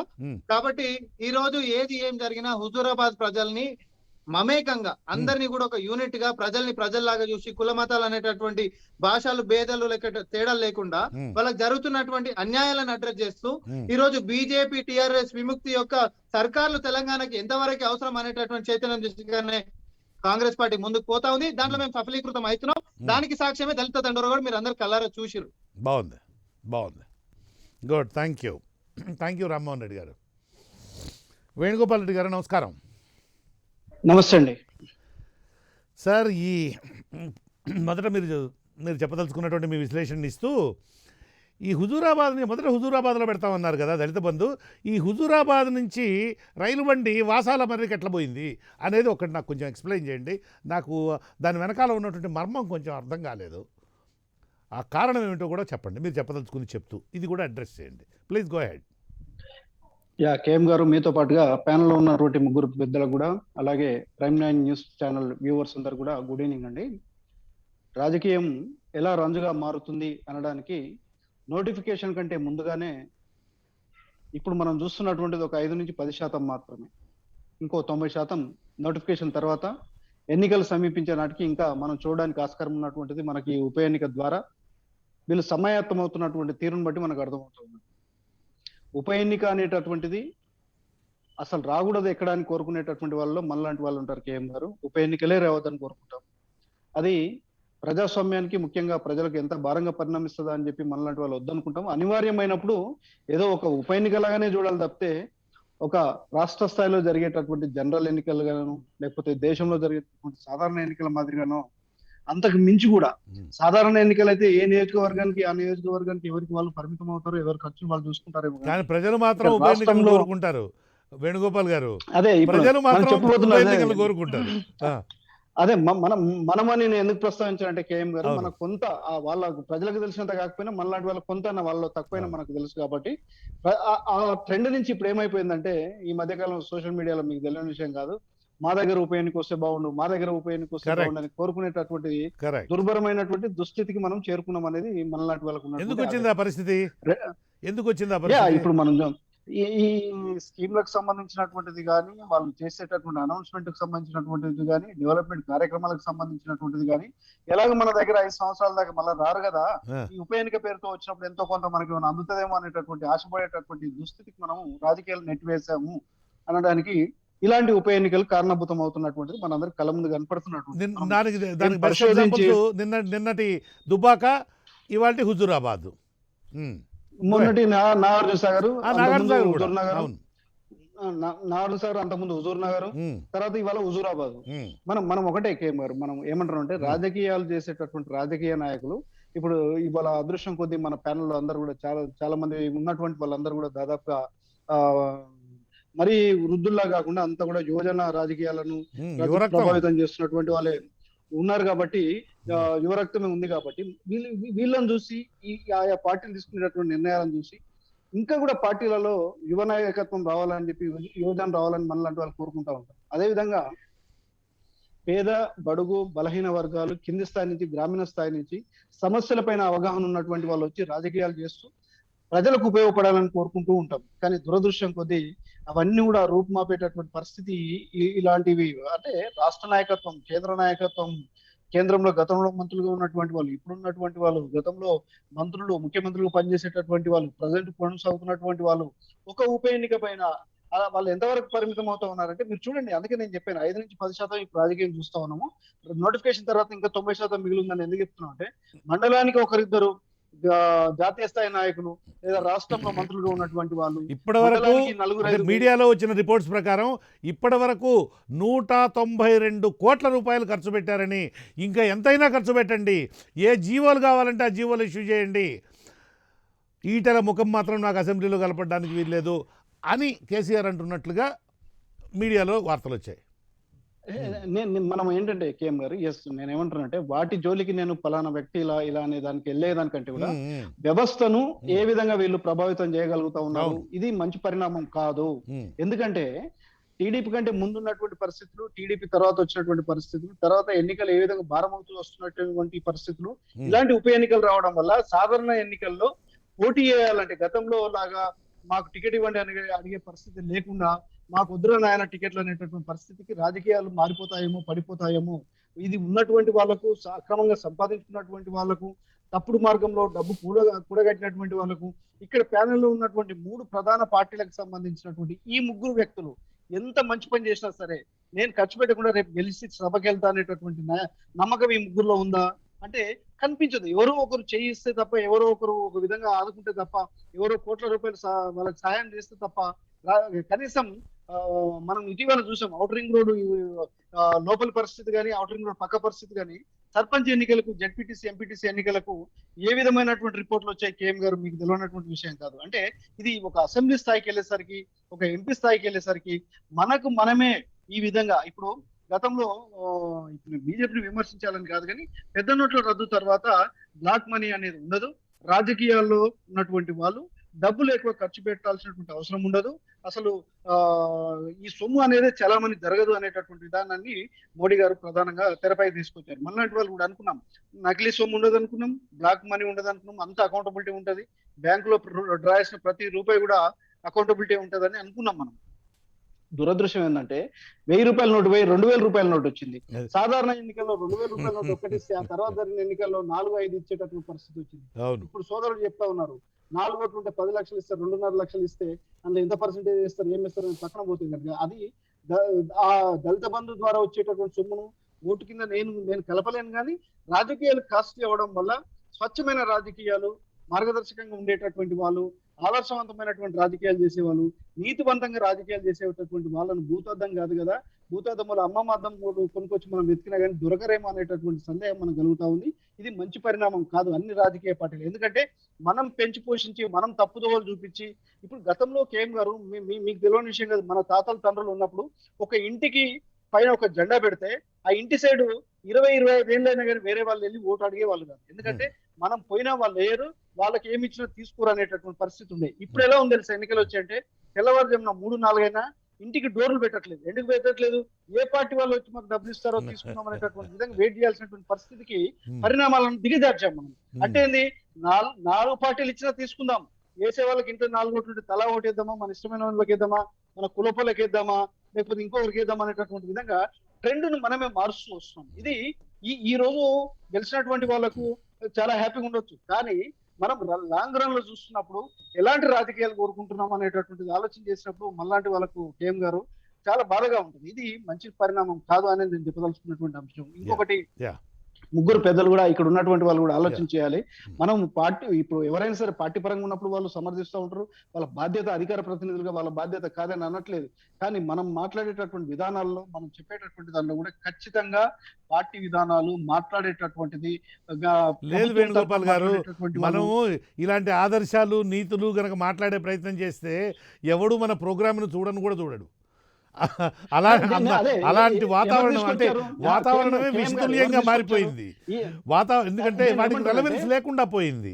కాబట్టి మనము ఆ వీడియోతో బోర్ కొట్టిస్తాడరా బాబు అనేసి మన దగ్గర నుంచి ఎడిదిరిగి చేతిలో రిమోట్ కంట్రోల్ ఉంటుంది, పక్క ఛానల్ పెట్టేసేటువంటి పరిస్థితి ఉంటుంది. అంటే మీరు చెప్పినట్టు మీరు చెప్తున్నప్పుడు చాలా అప్పీలింగ్గా నేను కూడా చాలా పాజిటివ్గా రెస్పాండ్ అవుతున్నాను. కానీ వీటికి కాలం లేదు, వీటికి కాలం కాదు. కాలంతో పాటే ఎందుకంటే మనలాంటి వాళ్ళు ఆశావాహంగా ఉన్నటువంటి వాళ్ళు ఇక్కడ ఉన్న పెద్దలు కూడా మనం ఏం చెప్తాను అంటే, ఇలా ప్రజల నుంచి వచ్చినటువంటి వాళ్ళు, ప్రజా సమస్యలపైన అవగాహన ఉన్నటువంటి వాళ్ళు, మీకు నాకు తెలిసి పోరాడినటువంటి వాళ్ళు చట్టసభలకు వెళ్ళాలని మనం కోరుకుంటా ఉన్నాం. కాదు మేము మా తాతలు సంపాదించిన 100 కోట్లు ఉన్నాయి అక్రమంగా, మేము అవి పెట్టి పంచే సభలకు వెళ్తామని వాళ్ళు కోరుకుంటే మనం చేసేది ఏం లేదు. కేఎం గారు, మనం ఏమంటాం అంటే ఖచ్చితంగా నాయకులు మాట్లాడేటటువంటిది, ఎన్నికల మేనిఫెస్టోలో పెట్టేటటువంటిది, చట్టసభలో వేసేటటువంటి దానికి ప్రతి ప్రకటనకు చట్టబద్ధత ఉండాలి, కాల పరిమితి కలిగినటువంటి చట్టబద్ధత ఉండాలి, ఎన్ని రోజులు ఏం చేయబోతున్నారు అనేటటువంటిది ఉండాలి. మనం చేసే ప్రతి పైసా కూడా వాళ్ళకు స్వతహాగా ఆర్థిక స్వావలంబన కోరుకునేటటువంటి విధంగా ఉండాలి. కానీ ఎవడు నాకు ఉట్టిగా ఇస్తాడు, ఎవడు ఉట్టి పుణ్యానికి ఇస్తాడు, దాన్ని నేను తినేసి బతకాలనేటటువంటి ఆలోచన ప్రజల్లో రాకుండా ఉండాలి. యువతను మనం కాపాడుకోవాల్సినటువంటి అవసరం ఉంది. భవిష్యత్ తరాలకు ఉపయోగపడేటటువంటి నిర్ణయాలు ప్రభుత్వాలు తీసుకోవాలి. పెట్టే ప్రతి పైసా సామాజిక బాధ్యతతో పెట్టాలి. అది సమాజానికి ఉపయోగపడి అభివృద్ధిలోకి తెచ్చే విధంగా ఉండాలని కోరుకుంటాం. వాళ్ళు చూస్తలేరని చెప్పి ప్రజలకు నచ్చేటటువంటి విధంగా మనం మాట్లాడగలిగితే ఒక విధంగా మనం కూడా తప్పు చేసే వాళ్ళం అవుతాం. కేఎం గారు, మనకు మీలాంటి వాళ్ళు ఇంత సీనియర్ గా ఉండి ఎన్నో చూసినటువంటి వాళ్ళు, మనకు సామాజిక బాధ్యత ఉంది, పార్టీలకు ఉన్నా లేకున్నా గానీ మనం ఖచ్చితంగా మంచినే చెప్తాం, మంచి గురించే ప్రజల అవగాహన కల్పిద్దాం. ఓటు ఎవరికైనా వేసుకోండి. మీకు చెప్పే విషయం అదేనా, చెప్పే విధానం మార్చుకోకపోతే అది ప్రయోజనం ఉండదు. Anyway, thank you very much Venugopal Reddy garu. I will get back to you again. Naresh garu, నాకు ఒక ప్రశ్నకు సూటిగా సమాధానం చెప్పండి. ఈ ప్రశ్నకు నుంచి డీవియేట్ కాకుండా మీరు జాతీయ స్థాయిలో బీజేపీ పాలసీసు, బీజేపీ ప్రభుత్వ రంగ సంస్థలను అమ్మడము, అటువంటి విషయాలు వేటికి పోవద్దు. మీకు ఇచ్చిన టైంలో కేవలం ఈ ప్రశ్నకే సమగ్రంగా ఆన్సర్ చేయడానికి ప్రయత్నం చేయండి. ఈటెలను టీఆర్ఎస్ ప్రభుత్వంలో నుంచి ఎందుకు పంపించారు? ఎందుకంటే జనానికి అర్థం కాక టీఆర్ఎస్ ఒకటి చెప్తోంది, ఆయన ఒకటి చెప్తున్నాడు. మీరు చెప్పడానికి, పబ్లిక్గా చెప్పడానికి అవకాశం ఉన్నటువంటి కారణాలను మొత్తాన్ని చెప్పి దాని మీద ఎక్కువ ఫోకస్ పెట్టి ఆ తర్వాత మీరు చెప్పదలుచుకుంది చెప్పండి. ఎందుకు పంపించారు ఆయన? ఆయన ఎందుకు రాజీనామా చేయాల్సి వచ్చింది? అవసరం ఉంది మీ ద్వారా, అది అవసరం కూడా. ప్లీజ్ ద్వారా కూడా తెలియాలని కోరుకుంటున్నాను. ఈ రోజు ఈటెల రాజేందర్ గారి మీద వచ్చినటువంటి ఆరోపణల మీద ఎంక్వైరీ వేయడం జరిగింది. ఆ ఎంక్వైరీ వేస్తున్నటువంటి క్రమంలోనే వారు ఏ రకంగా రియాక్ట్ అయ్యారు, వారు మా టిఆర్ఎస్ పార్టీ మీద, టిఆర్ఎస్ పార్టీ నాయకుల మీద, ముఖ్యమంత్రి గారి మీద ఆరోపణలు ఏంటో కూడా చెప్పండి. ఏంటి, ఆయన అసైన్డ్ భూములని ఆక్రమించుకున్నాడు, దేవాదాయ భూములని, దేవాలయాల భూములను ఆక్రమించుకున్నాడు. ఇంకా చెప్పండి ఏమైనా ఆరోపణలు. అదే ఆరోపణ, ఇంకా ఏమున్నాయో చెప్పండి. ఆరోపణలు అదే మనము క్యాబినెట్ నుంచి బర్తరఫ్ చేస్తాము. క్యాబినెట్ నుంచి బర్తరఫ్ చేసిన తర్వాత వారు తీసుకున్న నిర్ణయాలు ఏ రకంగా ఉన్నాయి. ఇంకా ఒకసారి మీరు బర్తరఫ్ చేసిన తర్వాత ఆయన ఇష్టం వచ్చిన నిర్ణయం తీసుకుంటాడండి. భలేగున్నారా మీరు బర్తరఫ్ చేసి చీకొట్టిన తర్వాత అంటలే కదండి కృష్ణమోహన్ గారు, మేము కాదని అంటలేం కదా, కాదని అంటలేం కదా. వారు నిరూపించుకోవాల్సిన అవసరం ఉంది కదా. నిరూపించుకోవాల్సిన అవసరం వదిలిపెట్టేసి ఎదురుదాడి చేయడం ఎంతవరకు సమంజసం? నిజంగా మీరు తప్పు చేయలేతే దాన్ని మీరు నిరూపించుకోవాల్సిన అవసరం ఉంది. మీరు వారు కూడా ఇప్పుడు మీరు నిరూపించుకోరు, మీ మీద ఎంక్వైరీ చేద్దామంటే వాళ్ళ మాట, వీళ్ళ మాట, దేశంలో ఇంకే వేరే పార్టీల మాట, నాకు గతంలో అట్లా చేసినావు, నాకు ఇట్లా చేసినావు అని మాట్లాడింది ఎవరు? గతంలో మీ నిర్ణయాలు ఏ రకంగా ఉన్నాయి? ఇప్పుడు నేను ఒక మాట ఏమంటున్నానంటే, మీరు కనుక మీలో ఆలోచన విధానం ఒకవేళ పార్టీకి వ్యతిరేకంగానో లేకపోతే ప్రభుత్వానికి వ్యతిరేకంగా లేకపోయి ఉంటే, మీరు అంతకంటే ముందే ఉన్నటువంటి వాటి సంక్షేమ పథకాన్ని క్యాబినెట్ లో ఉండి నమ్మకంగా ఉండాల్సిన క్యాబినెట్ ఈ రోజు కళ్యాణ లక్ష్మిని, రైతు బంధుని, వీటిని మీరు పరిగణలాగా మాట్లాడిన తీరు అనేది ప్రజలకు నచ్చలేదు. ఒక నిమిషం నరేష్ గారు, ఒక నిమిషం. ఈటెల రాజేందర్ అనేటువంటి ఆయన తెలంగాణ ఉద్యమంలో ఆది నుంచి అంటే మొదటి నుంచి కూడా చాలా క్రియాశీలకమైనటువంటి పాత్ర. కేసీఆర్తో సమానమా కాదా, కేసీఆర్ అంత వాక్చాతుర్యం ఉందా లేదా, ఇట్లాంటి కంపారిజన్ మేము చేయం. కానీ చాలా సీనియరు, ఫౌండింగ్ మెంబరు, అటువంటి వ్యక్తిని అత్యంత అవమానకరమైన పద్ధతిలో పార్టీ నుంచి బర్తరఫ్ చేయడం అనేటువంటిది జరిగింది. మనకు ఇష్టాలతో మన ఇష్టాలతో సంబంధం ఉండదు కదా, జరిగింది. దీనికి ప్రధానమైనటువంటిది వచ్చినటువంటి ఆరోపణలు ఇందాక మనం మాట్లాడుకున్నాం. ఏంటి, ఆయన అసైన్డ్ భూములు ఏంటంటే దళితులకు ఇచ్చినటువంటి భూముల్ని ఆక్రమించారని, దేవాదాయాలు ఉన్నటువంటి భూముల్ని ఇచ్చేశారని. వీటి మీద మీరు ఏమడుగుతున్నారు? వాటి మీద ఎంక్వైరీ చేసేదాకా ఏ పార్టీలో చేరకుండా తన సత్యసంధతను నిరూపించుకోవాలి ఆయన అని అడుగుతున్నారా మీరు ఏమడుగుతున్నారు ఆయన నుంచి? ఏం ఎక్స్పెక్ట్ చేస్తున్నారు ఆయన నుంచి? మా దగ్గర నుంచి డిమాండ్ ఏం లేదండి. వారి మీద ఉన్నటువంటి ఎంక్వైరీలను వాళ్ళు సరిదిద్దుకొని వాళ్ళు చేసినటువంటి తప్పులు సరిదిద్దుకోకపోతే, తప్పు చేయకపోతే దాన్ని కూడా నిరూపించుకోవాల్సిన అవసరం ఉంది. కానీ అతను చేసేటువంటి ఆరోపణలు, మీరు 20 సంవత్సరాలు మీరు టిఆర్ఎస్ పార్టీతో ఉండి ఈ రోజు మీకు ఇచ్చిన గౌరవము ఒకసారి ఎమ్మెల్యే తర్వాత నెక్స్ట్ టైం కి మీకు అపోజిషన్ పార్టీ లీడర్ గా ఇచ్చి, ఆ తర్వాత 2 సార్లు తెలంగాణ రాష్ట్రం వచ్చిన 2 సార్లు మంత్రి పదవులు ఇచ్చినటువంటి పార్టీని మీరు నిన్న మొన్నటి సభలో మీరు ఏ రకంగా మాట్లాడారో, ఆత్మగౌరవము అని గొప్పలు చెప్పుకున్న ఈటెల రాజేందర్ గారు ఒరే అని మాటలు ఏ రకంగా వచ్చినాయి? మరి ఆగాలి నరేష్ గారు, ఇది మీరు చేస్తున్నటువంటి విష ప్రచారం అని ఆల్రెడీ ఈటెల రాజేందర్ గారు దాన్ని ఖండించారు. కేసీఆర్ని, హరీష్ రావు గారిని అరే ఒరే తురే అనేటువంటి మాటలు ఆయన అన్నట్లుగా ఈటెల రాజేందర్ గారు చేసినటువంటి మాటల్ని నేను ఎప్పుడు కూడా నా సంస్కారాన్ని గతంలో ఉద్యమకాలంలో కూడా నేను మర్చిపోలేదు, నేను ఏనాడో అలాంటి మాటలు మాట్లాడలేదు అని అంటూ ఆయన వివరణ ఇచ్చారు. ఏ సందర్భం మీ దగ్గర వీడియో క్లిప్స్ ఏమైనా ఉన్నాయా? మీ దగ్గర వీడియో క్లిప్స్ ఉన్నాయా? ఉంటే నాకు పంపించండి, నేను ప్లే చేస్తాను. వీడియో క్లిప్స్ ఉన్నాయి, వారు మాట్లాడే తీరున్నాయి, వీడియో క్లిప్స్ పంపిస్తా, దయచేసి పంపించండి. వేరే గెస్ట్ మాట్లాడలోపు అది పంపించే ప్రయత్నం చేస్తాను. ఆ తర్వాత నేను ఒకటే అంటానండి, ఈరోజు దళిత బంధు కానివ్వండి, లేకపోతే ఇంకేదైనా విషయం కానివ్వండి, మీరు మీ యొక్క ఉన్నటువంటి మీ యొక్క భూమికి సంవత్సరానికి 10 లక్షల రూపాయలు మీరు తీసుకున్నారు, 10,50,000 రూపాయలు మీరేమో రైతు బంధు ద్వారా మీరు తీసుకుంటారు. కానీ ప్రజలకేమో రైతు బంధు వేస్ట్ అని చెప్పి మాట చెప్తున్నారు. ఈ రోజు ఒక పేదింటి వాళ్ళకు ఒక కళ్యాణ లక్ష్మి అనేది ఒక కళ అండి. కళ్యాణ లక్ష్మి ద్వారా 1 లక్ష రూపాయలు అమ్మాయి పెళ్లి చేసుకుంటున్న అమ్మాయి మేనమావ లాగా కేసీఆర్ గారు 1 లక్ష రూపాయలు పంపిస్తున్న వాళ్ళకు ఆత్మధైర్యంతో, ఆత్మవిశ్వాసంతో, ఒక ఆత్మగౌరవంతో బతుకుతుండే ఈ క్షణాల్లో, ఈ తరుణంలో వారు మాట్లాడుతున్న తీరేంటండి? కళ్యాణ లక్ష్మి పథకం ఒక పరిగ లాంటిదని, అలాంటి సంక్షేమ పథకాలను వారు అవమానించిన తీరు అక్కడ ఉన్నటువంటి పేద ప్రజలకు కూడా. ఈ రోజు నర్సయ్య గారు మాట్లాడుతూ ఉన్న దళిత బంధుని డివైడెడ్ బై 4 చేసి ఇంటికి 2 లక్షలు ఏమండి వాళ్ళకు? బీజేపీ పార్టీకి దళితులు అంటే ఆ రకమైనటువంటి తీరు ఆ రకంగా ఉంటుంది వాళ్ళ దళితులు అంటే దళితులకు ఇచ్చేటువంటి స్కీమ్, దళితులకు ఇచ్చేటువంటి సంక్షేమ పథకాలను కూడా డివైడెడ్ బై చేసి చెప్పేటువంటి దయనీయ స్థితిలో ఈ రోజు బీజేపీ పార్టీ ఉంది. దయచేసి దాన్ని వెనక్కి తీసుకోవాల్సిన అవసరం ఉంది నర్సయ్య గారు. ఎందుకంటే సంక్షేమ పథకాలు దళితులకు ఇచ్చేది ఏంటంటే, మేము ఒక తరాన్ని మనం బయటేద్దాము, లేకపోతే ఒక ఇచ్చినటువంటి 10 లక్షలతో 1,50,000 ఇతర గత ప్రభుత్వాలు ఇచ్చారు.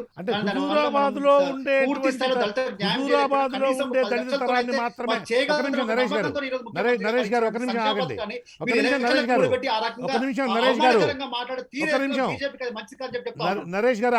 ఆగండి. హుజూరాబాద్ ఉప ఎన్నిక జరగబోతున్నటువంటి హుజూరాబాద్లో ఉండేటువంటి దళితులను మాత్రమే బయటికి తీసుకొద్దామనేటువంటి సత్సంకల్పం అకస్మాత్తుగా ఎలా వచ్చిందని? ఉప ఎన్నిక జరగబోతుందనే? ఇప్పుడు మీరు ఏదైతే ఉప ఎన్నిక చెప్తున్నారో అదే ఈటెల రాజేందర్ గారు అసెంబ్లీలో మంత్రిగా ఉన్నప్పుడు, అదే అసెంబ్లీలో కూర్చున్నప్పుడు సహచర మంత్రి వారిలో హరీష్ రావు గారు అదే మాట చెప్పారు. దళిత బంధు స్కీమ్ 10,000 కోట్లు అని చెప్పేసి. ఈ రోజు చెప్పింది కాదు కదండి. ఆ రోజు ఇట్లా వేరే పార్టీ లేరు కదండి, ప్రతిపక్ష పార్టీ లేదండి, అసెంబ్లీ హాల్లో లేకుండా లేరు కదండి, మంత్రిగా ఉన్నారు అక్కడ. అలాంటి వ్యక్తి ఇప్పుడు ఈ ప్రచారాలు, చెడు ప్రచారాలు చేయడం, విష ప్రచారాలు చేయడం ఎంత సమంజసమండి? మీరు ఉన్నప్పుడు అసెంబ్లీలో మంత్రిగా ఉన్నప్పుడు నిర్ణయించినటువంటి ఈ దళిత బంధు పథకాన్ని మాకు స్వేచ్ఛ ఉంటుంది. ప్రభుత్వాలుగా మేము ఎక్కడి నుంచి స్టార్ట్ చేసుకోవాలి, ఎక్కడి నుంచి అనేది మాకు స్వేచ్ఛ ఉంటుంది. కాబట్టి మా ఇష్టం వచ్చిన దగ్గర మేము, మా సెంటిమెంట్ ఉన్న దగ్గర మేము ప్రజలకు చేద్దాము అనుకున్న దగ్గర మీరు ఎట్లా అడ్డుపడతారంటే ఇక్కడ వద్దని చెప్పి ఎట్లా చెప్తారు? ఒక పక్కనేమో మీరు ఎలక్షన్ కమిషన్ కు వద్దని చెప్పి లెటర్లు పంపిస్తారు, ఇక్కడికి వచ్చేసేమో రాష్ట్ర వ్యాప్తంగా ఇవ్వమంటారు. మీరు మంచి ప్రశ్న అడిగారు. వాళ్ళకు రాష్ట్ర వ్యాప్తంగా ఒకటేసారి ఎట్లా సాధ్యం సాధ్యం అవుతుందని. కాబట్టి వీళ్ళకు విషయం ఏంటంటే బీజేపీ పార్టీకి ఇష్టం వచ్చిన హామీలు ఇవ్వడం అలవాటుగా మారింది. గతంలో జిహెచ్ఎం సెలక్షన్ మా రామ్మోహన్ గారు చెప్పినట్టుగా బండి పోతే బండి, ఇల్లు పోతే ఇల్లు, మనిషి పోతే మనిషి, ఇట్లా ఈ రకంగా ప్రతి ఒక్క హామీ ఇచ్చుకుంటూ పోయారు. కానీ దానికి మీలాంటి సీనియర్ జర్నలిస్ట్ కూర్చొని అది ఎట్లా సాధ్యం అవుతుందని చెప్పి కూర్చున్నప్పుడు వాళ్ళు ఇన్సూరెన్స్ కట్టుకుంటారు కదండి, ఆ ఇన్సూరెన్స్ పైన తీసుకొచ్చేసి మేము ఇచ్చేస్తామని చెప్పి మాట్లాడారు. కాబట్టి వాళ్ళకు వాళ్ళు ఇచ్చే హామీలు ఏ రకంగా ఉంటాయో ఆయన వాళ్ళు నల్లధనాన్ని తీసుకొచ్చి అకౌంట్ 15 లక్షలు ఇస్తారన్నమాట మర్చిపోయి ఈ రోజు హుజూరాబాద్ ఎలక్షన్ ఆయన 15 లక్షలు తీసుకొచ్చి ఇస్తా అన్నమాట మరి గుర్తుకొచ్చింది బండి సంజయ్ గారు. ఈ రోజు వరకు కేంద్ర ప్రభుత్వం నుంచి నిధులు ఏం తీసుకురాలేదు, ఈ రోజు వరకు మాకు జాతీయ హోదా ఏం తీసుకురాలేదు, ఈ రోజు తెలంగాణకు ఉన్న ఐటీఆర్ క్యాన్సిల్ చేశారు, ఉన్న బయ్యారం కర్మాగారాన్ని క్యాన్సిల్ చేశారు. దీని మీద మాట్లాడే చేత కానీ బండి సంజయ్ గారు ఈ రోజు మాకే తెలంగాణ రాష్ట్రానికి హుజూరాబాద్ ఎలక్షన్ కోసం ఏదో ఒరగబెడతారంట, ఏది తీసుకొస్తారంట. మరి అది కూడా తీసుకురావాల్సిన అవసరం ఉందిగా. మీరు డిమాండ్ చేశారు ఎలక్షన్ల వరకే మీరు దళిత బంధు ఇవ్వమని. మరి ఆ రకంగా మీరు ఏం చేయగలుగుతారు? కాళేశ్వరం జాతీయ తీసుకొస్తారా హుజూరాబాద్ ఎలక్షన్ల వరకెల్లా, లేదా బయ్యారం మీద మీరు స్పష్టత ఇవ్వగలుగుతారా? నరేష్ గారు ఆగండి, నా దగ్గర 2 ప్రశ్నలు ఉన్నాయి. మొన్న ఇంద్రవెల్లిలో రేవంత్ రెడ్డి గారు మాట్లాడుతూ కేసీఆర్ పాలనకి 20 నెలలే అని అన్నాడు. దాని మీద రెస్పాండ్ అవుతారా? ఇంద్రవెల్లి సంఘటనకు నిజంగా ఏ పార్టీకి సంబంధం అండి? ఇంద్రవెల్లి సంఘటన జరిగినప్పుడు ఏ పార్టీల అధికారంలో ఉన్నాయండి? ఎవరు చేశారండి?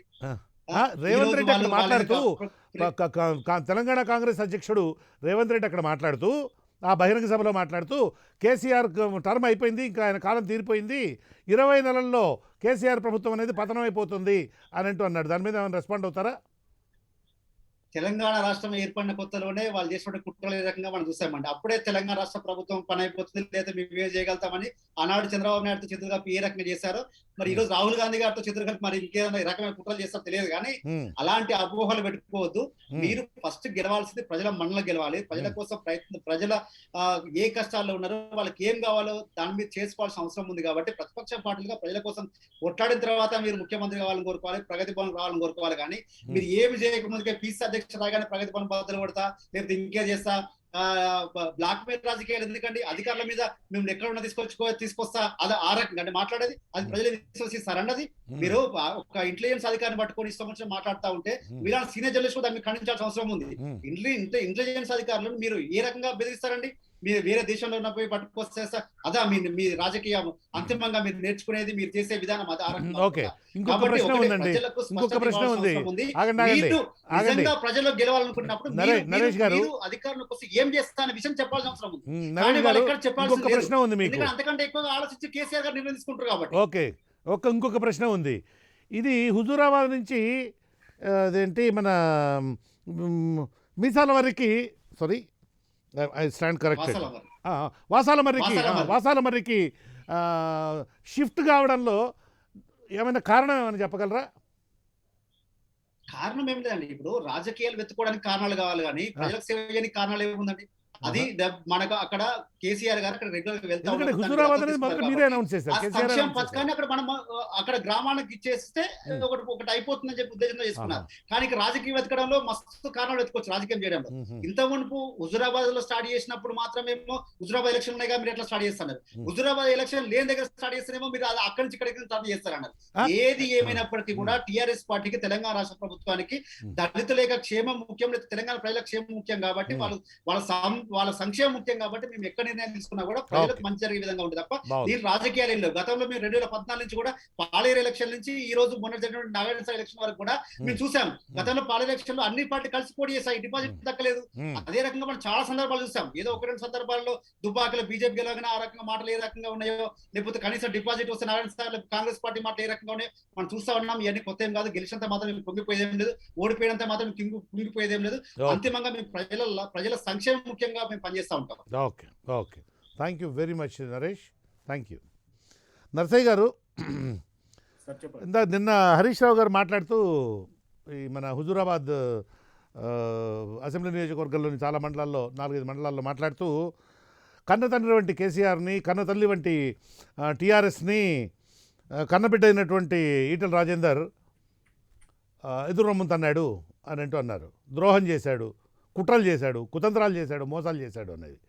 వీటికి మీ సమాధానం ఏమిటి? ప్రజలు ఇవన్నీ నమ్మే అవకాశం ఉంది.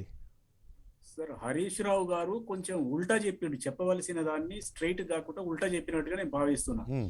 ఆడ జరిగింది ఏంటంటే కన్నతల్లి లాంటి టిఆర్ఎస్ పార్టీ, కన్నతండ్రి లాంటి కేసీఆర్, కన్నబిడ్డ లాంటి ఈటల రాజేందర్ని ఎగిరి ఎగద మీద తన్నినట్టుగా ఉన్నది. అది వాళ్ళేమో అది ఉల్టా చెప్తా ఉన్నారు, తన్నిందేమో వీళ్ళు, ఆయనే తన్నిపోయిండని వీళ్ళు ప్రచారం విష ప్రచారం అంటే దీన్ని అంటారు.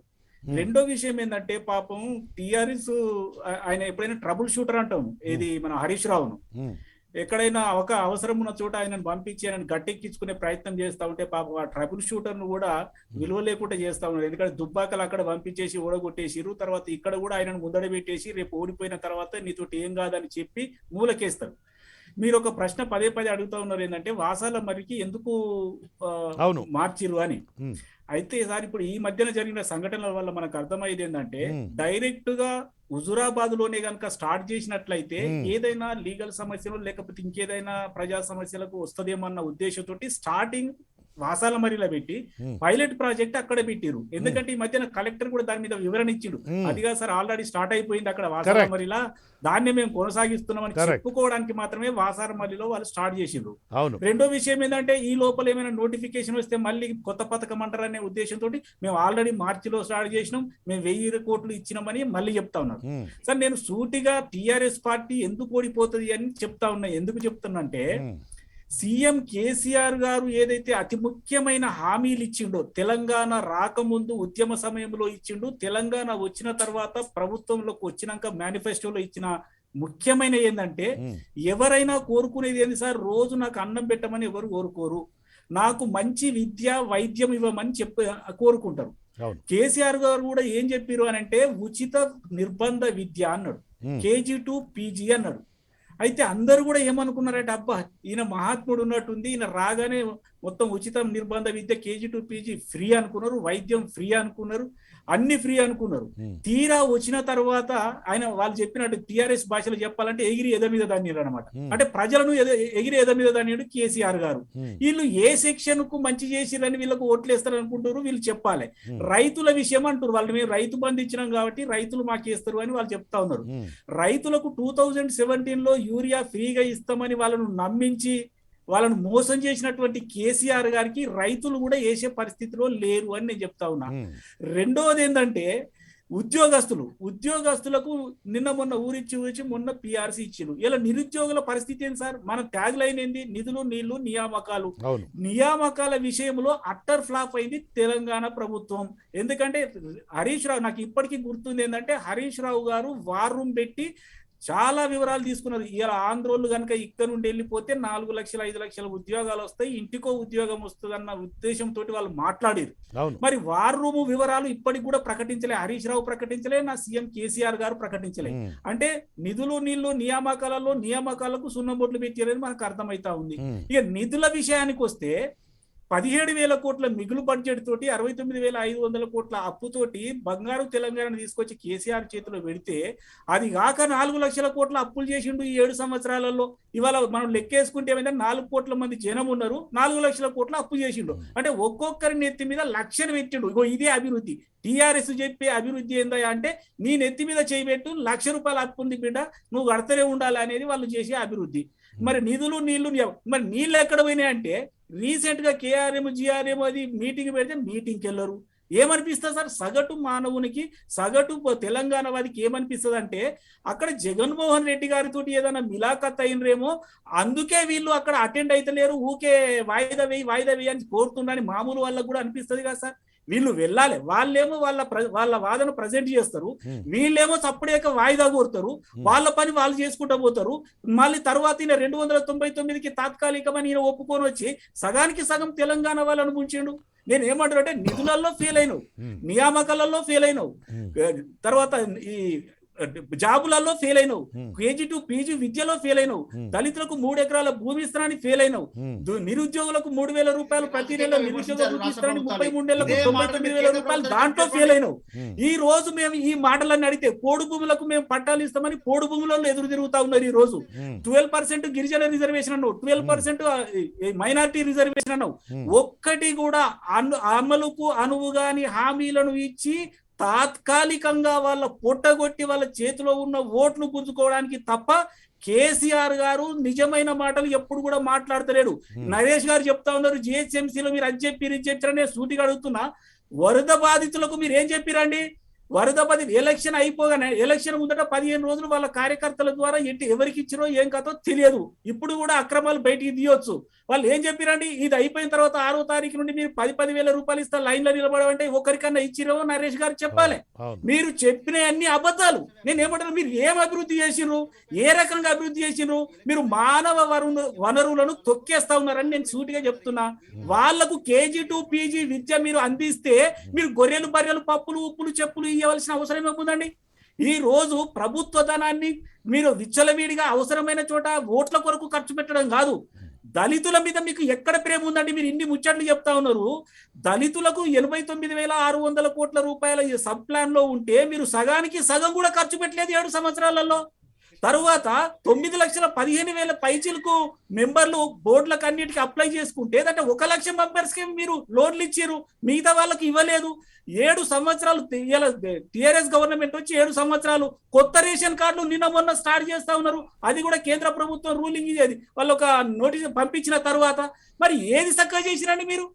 ఏ ఒక్కటి కూడా చక్కగా చేయలేదు. కేవలం ఈటెల రాజేందర్ గారి ప్రభకు భయపడి, ఆయన దమ్ముకు భయపడి, ఆయన గెలుస్తాడని భయపడి, కేవలం ఆయన ముఖము అసెంబ్లీలో చూడొద్దన్న దుర్మార్గపు ఆలోచనతోటి ఈ రోజు అక్కడ పైసలు గుప్పుతా ఉన్నారు. మీరు మీ నోటితోనే చెప్పారు 192 లక్షల కోట్ల రూపాయలు ఇప్పటికే ఖర్చు పెట్టారంటే నోటిఫికేషనే రాలేదు.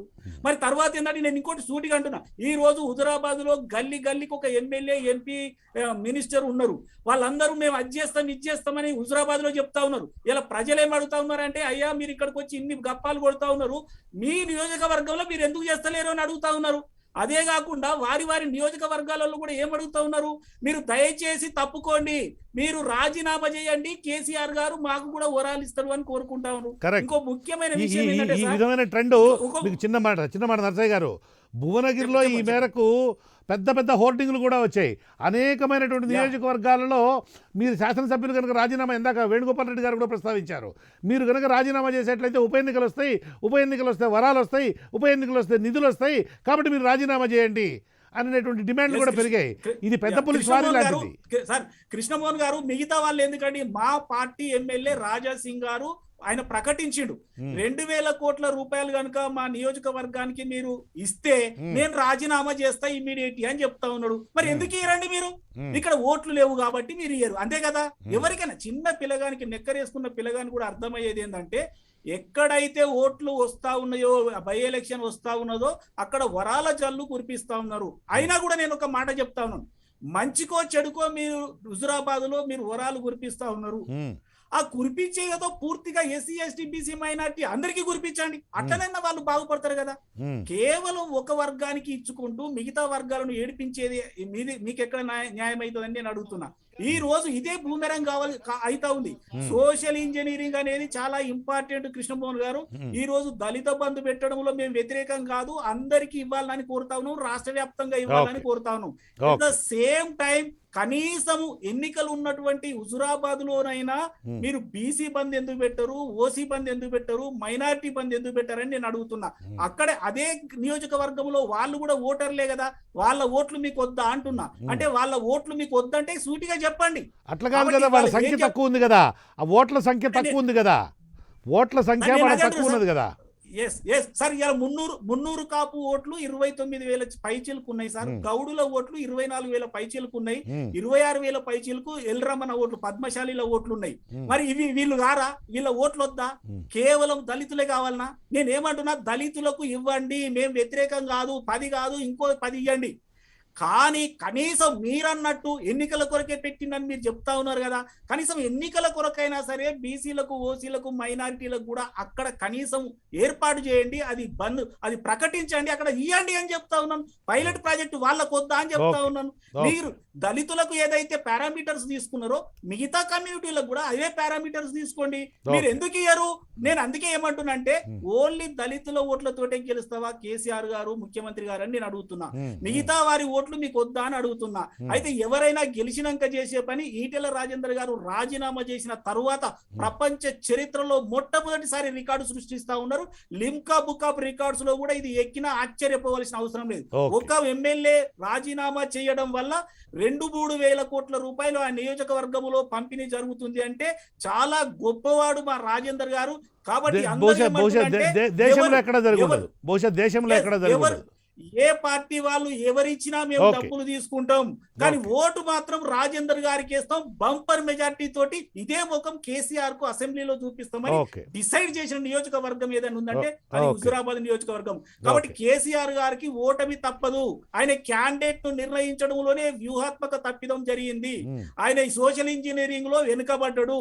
కాబట్టే ఈ రోజు ఏమైందంటే మాటల తూటాలు పేలుస్తా ఉన్నాడు హరీష్ రావు గారు. హరీష్ రావు గారు ఏం మాట్లాడుతూ ఉన్నారంటే పాపం ఆయనకు మంచి పేరు ఉంది, ఇతర పార్టీ నాయకులమైనటువంటి మేము కూడా ఆయనను గౌరవిస్తాం.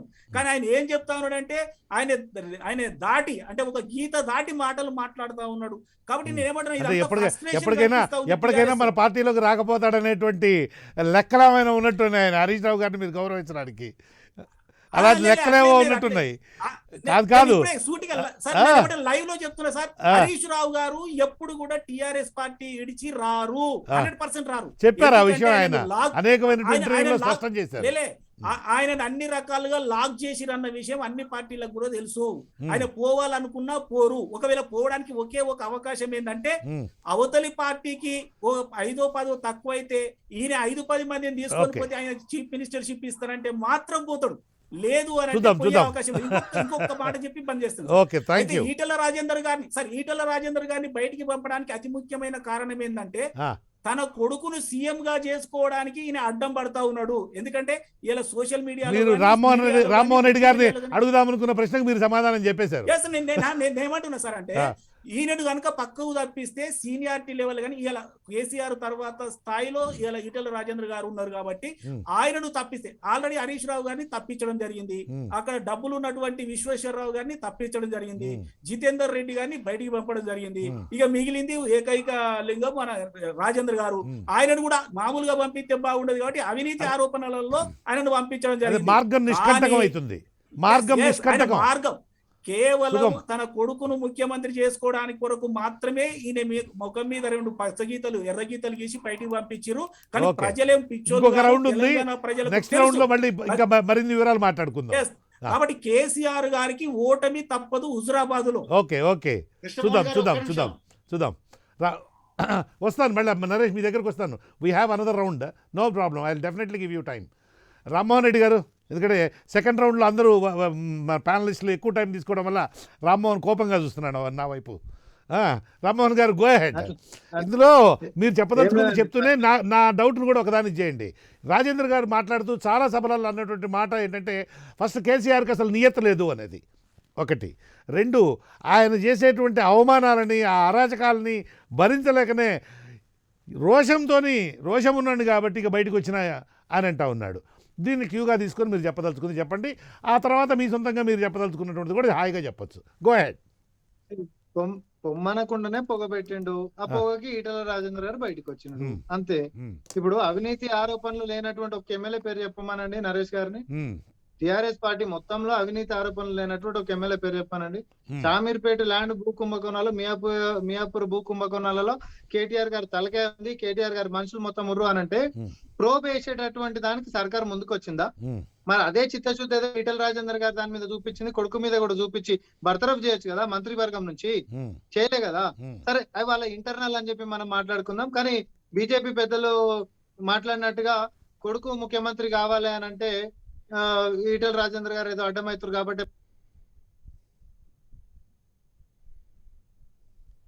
గారు తలుచుకుంటే హలో చెప్పండి, ఒక ముఖ్యమంత్రి వేరే వాళ్ళని గిట్ట చేయాలనుకుంటే దానికి ఎవరు అడ్డం కాదండి, ఎవ్వరు అడ్డం కాదు. ఇంకొకటి కూడా చెప్తున్నాం, కేసీఆర్ గారు బతుకున్నంత కాలం ఆ ముఖ్యమంత్రి పీఠం గిట్ట ఒకవేళ అలా పార్టీకి ఉన్న రోజులు మాత్రం కేసీఆర్ గారే ఉంటారు. అది క్లారిటీ కూడా ఆయన ఇచ్చిండు. రేపొద్దున మంచి చెడు ఏం జరిగినా కూడా ఉన్నంత కాలం ఆయనే ఉంటాడు. ఎందుకంటే ఆయన ఆయన కనుక జరిగితే కుక్కలు చింపినటువంటి విస్తరాకు లెక్క అలా పార్టీ పరిస్థితి అయిపోతుందని ఆయన కూడా బాగా అవగాహన ఉన్నటువంటి వ్యక్తి. అయితే ఇందాక నరేష్ గారు మాట్లాడుకుంటా ఇంద్రవల్లికి సంబంధించినటువంటిది ఒకటి మాట్లాడారు. ఇది ప్రజలందరికీ ఒక స్పష్టత రావాలి. కాంగ్రెస్ పార్టీ ఆడ చేస్తే కూడా మేము ఛాలెంజ్ చేసినాం, 1,00,000 తలకాయల కంటే ఒక్కటి వస్తే ఒక్కటి తక్కువ వచ్చినా కూడా నేను మీ దగ్గర ఊడికం చేస్తాను అని చెప్పి మా అధ్యక్షులు గారు అన్నటువంటి మాటకి లక్షలాదిగా ఈ రోజు దళిత గిరిజనుల బిడ్డలు ఆడుకొచ్చి దానికి గ్రాండ్ సక్సెస్ చేసినటువంటిది. అయితే నరేష్ గారు మీరు ఒకటి తెలుసుకోవాలి ఏంటంటే, కేసీఆర్ ఏ పార్టీలో ఉన్నాడు? ఇంద్రవెల్లి ఘటన అయినప్పుడు కేసీఆర్ గారు ఏ పార్టీలో ఉన్నారు? కాంగ్రెస్ లో ఉన్నారు, గుర్తుపెట్టుకోండి. సో ఇదేందనంటే 1983లో ఆయన టీడీపీలో జాయిన్ అయ్యండి, కానీ అంతకంటే ముందు కాంగ్రెస్ లోనే ఉన్నారు. సో ఒకవేళ మీరు గిట్ట కాంగ్రెస్ పార్టీ ఏమైనా ఆలోచించారంటే చక్క ప్రగతి భవన్ నాయకుడు ఆ పార్టీ ఉన్నప్పుడు కాదు, అక్కడ ఆరోపణలు చేయరు. అసలు మరి ఇంద్రవల్లి సంగతి గొప్పగా చెప్పుకోవడానికి ఇంద్రవల్లి గొప్పలు చెప్పుకోవడం చరిత్ర గొప్పది సోనియమ్మ తల్లి అన్న అని చెప్తున్నటువంటి రేవంత్ రెడ్డి గారు పార్టీలకు ఎప్పుడు వచ్చారు? ఓకే ఓకే నరేష్, మీ టర్న్ వస్తుంది, మీ టర్న్ వచ్చినప్పుడు మీరు కౌంటర్ చేద్దరు ఓన్ చేసుకుంటారు. కానీ ఆయన అప్పుడు ఏ పార్టీలో ఉన్నాడు కదా, కాబట్టి కాంగ్రెస్ లో కూడా అది ఆయనకి వస్తే కాదు. ఆ మాటకు వస్తే మరి రేవంత్ రెడ్డి గారు చెప్పిన మాటలు దేని సంబంధం లేదు అతనికి, చెప్పాల్సిన నైతికత కూడా లేదు ఆయనకు. ఓకే ఓకే ఓకే మీ టర్న్ వస్తుంది madam, please go head Rammohan. ఇప్పుడు మనం ఒక సబ్జెక్ట్ కన్ఫైన్ అయి మాట్లాడుతున్నప్పుడు హేతుబద్ధంగా మాట్లాడతాం, సంబంధించినటువంటిది మాట్లాడతాం. రేవంత్ రెడ్డి గారు ఉన్నటువంటి టీడీపీ పార్టీని ఈరోజు చంద్రబాబు నాయుడు గిట్ట తిట్టింది అనుకోండి, రేవంత్ రెడ్డి గారు కూడా అట్లాంటిది వర్తిస్తారు, నో అన్డౌటెడ్లీ. కానీ ఈ రోజు మీరు అదే పార్టీలో ఉండి, కాంగ్రెస్ పార్టీలో ఉండి ఇంద్రవెల్లి ఘటన తప్పు గిట్ట పట్టేటప్పుడు మీ ముఖ్యమంత్రి గారు కూడా అదే పార్టీలో ఉన్నారని చెప్పి మేము అంటా ఉన్నాం. దానికి దీనికి సహేతుకంగా మాట్లాడండి, సంబంధం లేనట్టు మాట్లాడొద్దు దయచేసి. అయితే వాసాల మారికి వద్దాం. వాసాల మరి కేసీఆర్ గారు తీసుకున్నటువంటి దత్తత గ్రామం, ఆయన ఫామ్ హౌస్ 15 కిలోమీటర్లు ఉంటుంది. సో ఈ రోజు ఇంకొకటి, ఇది హుజురాబాద్ లలోనే ఉంటుంది అని అంటే సుమారు 16 నియోజకవర్గాల పైన ఉంటున్నటువంటి ఎస్సీ రిజర్వ్డ్ కాన్స్టిట్యున్సీస్ ఉండగా పైలట్ ప్రాజెక్టులకు ఉంటున్నటువంటి ఒక ఓపెన్ కాన్స్టిట్యున్సీని ఎందుకు తీసుకున్నారని కాంగ్రెస్ పార్టీ నుంచి డే 1 నుంచి మేము ప్రొటెస్ట్లు కూడా చేసినాం దాని మీద. మీకు నిజంగా దళితుల మీద గిట్ట చిత్తశుద్ధి ఉంటే మేము ఇంకొకటి కూడా కృష్ణమోహన్ గారు కొన్ని విషయాలు ప్రజలకు తెలవాలి. ఈ రోజు దళితుల ప్లేట్లలోనే ఉంటున్నటువంటి అన్నం ముద్దని కేసీఆర్ గారు తీసుకొని వాళ్ళ నోట్లోనే పెట్టుకుంటా ఈ రోజు ఫోటో దిగి పొగడతలకు పోతున్నట్టే ఈ దళిత బంధు. ఈ రోజు ఎస్సీ ఎస్టీ సప్లాన్ అని చెప్పి కాంగ్రెస్ పార్టీ తీసుకొచ్చినటువంటిది ఒకటి ఉండే యాక్ట్, దాన్ని 2017లో మార్చిరు. SC ST special development fund అని చెప్పి చేసిండ్రు. దాంట్లో వచ్చినటువంటిదే ఎస్సీకి సంబంధించిన కార్పొరేషన్ నుంచే ఈ యొక్క ఫండ్స్ రిలీజ్ అయినాయి.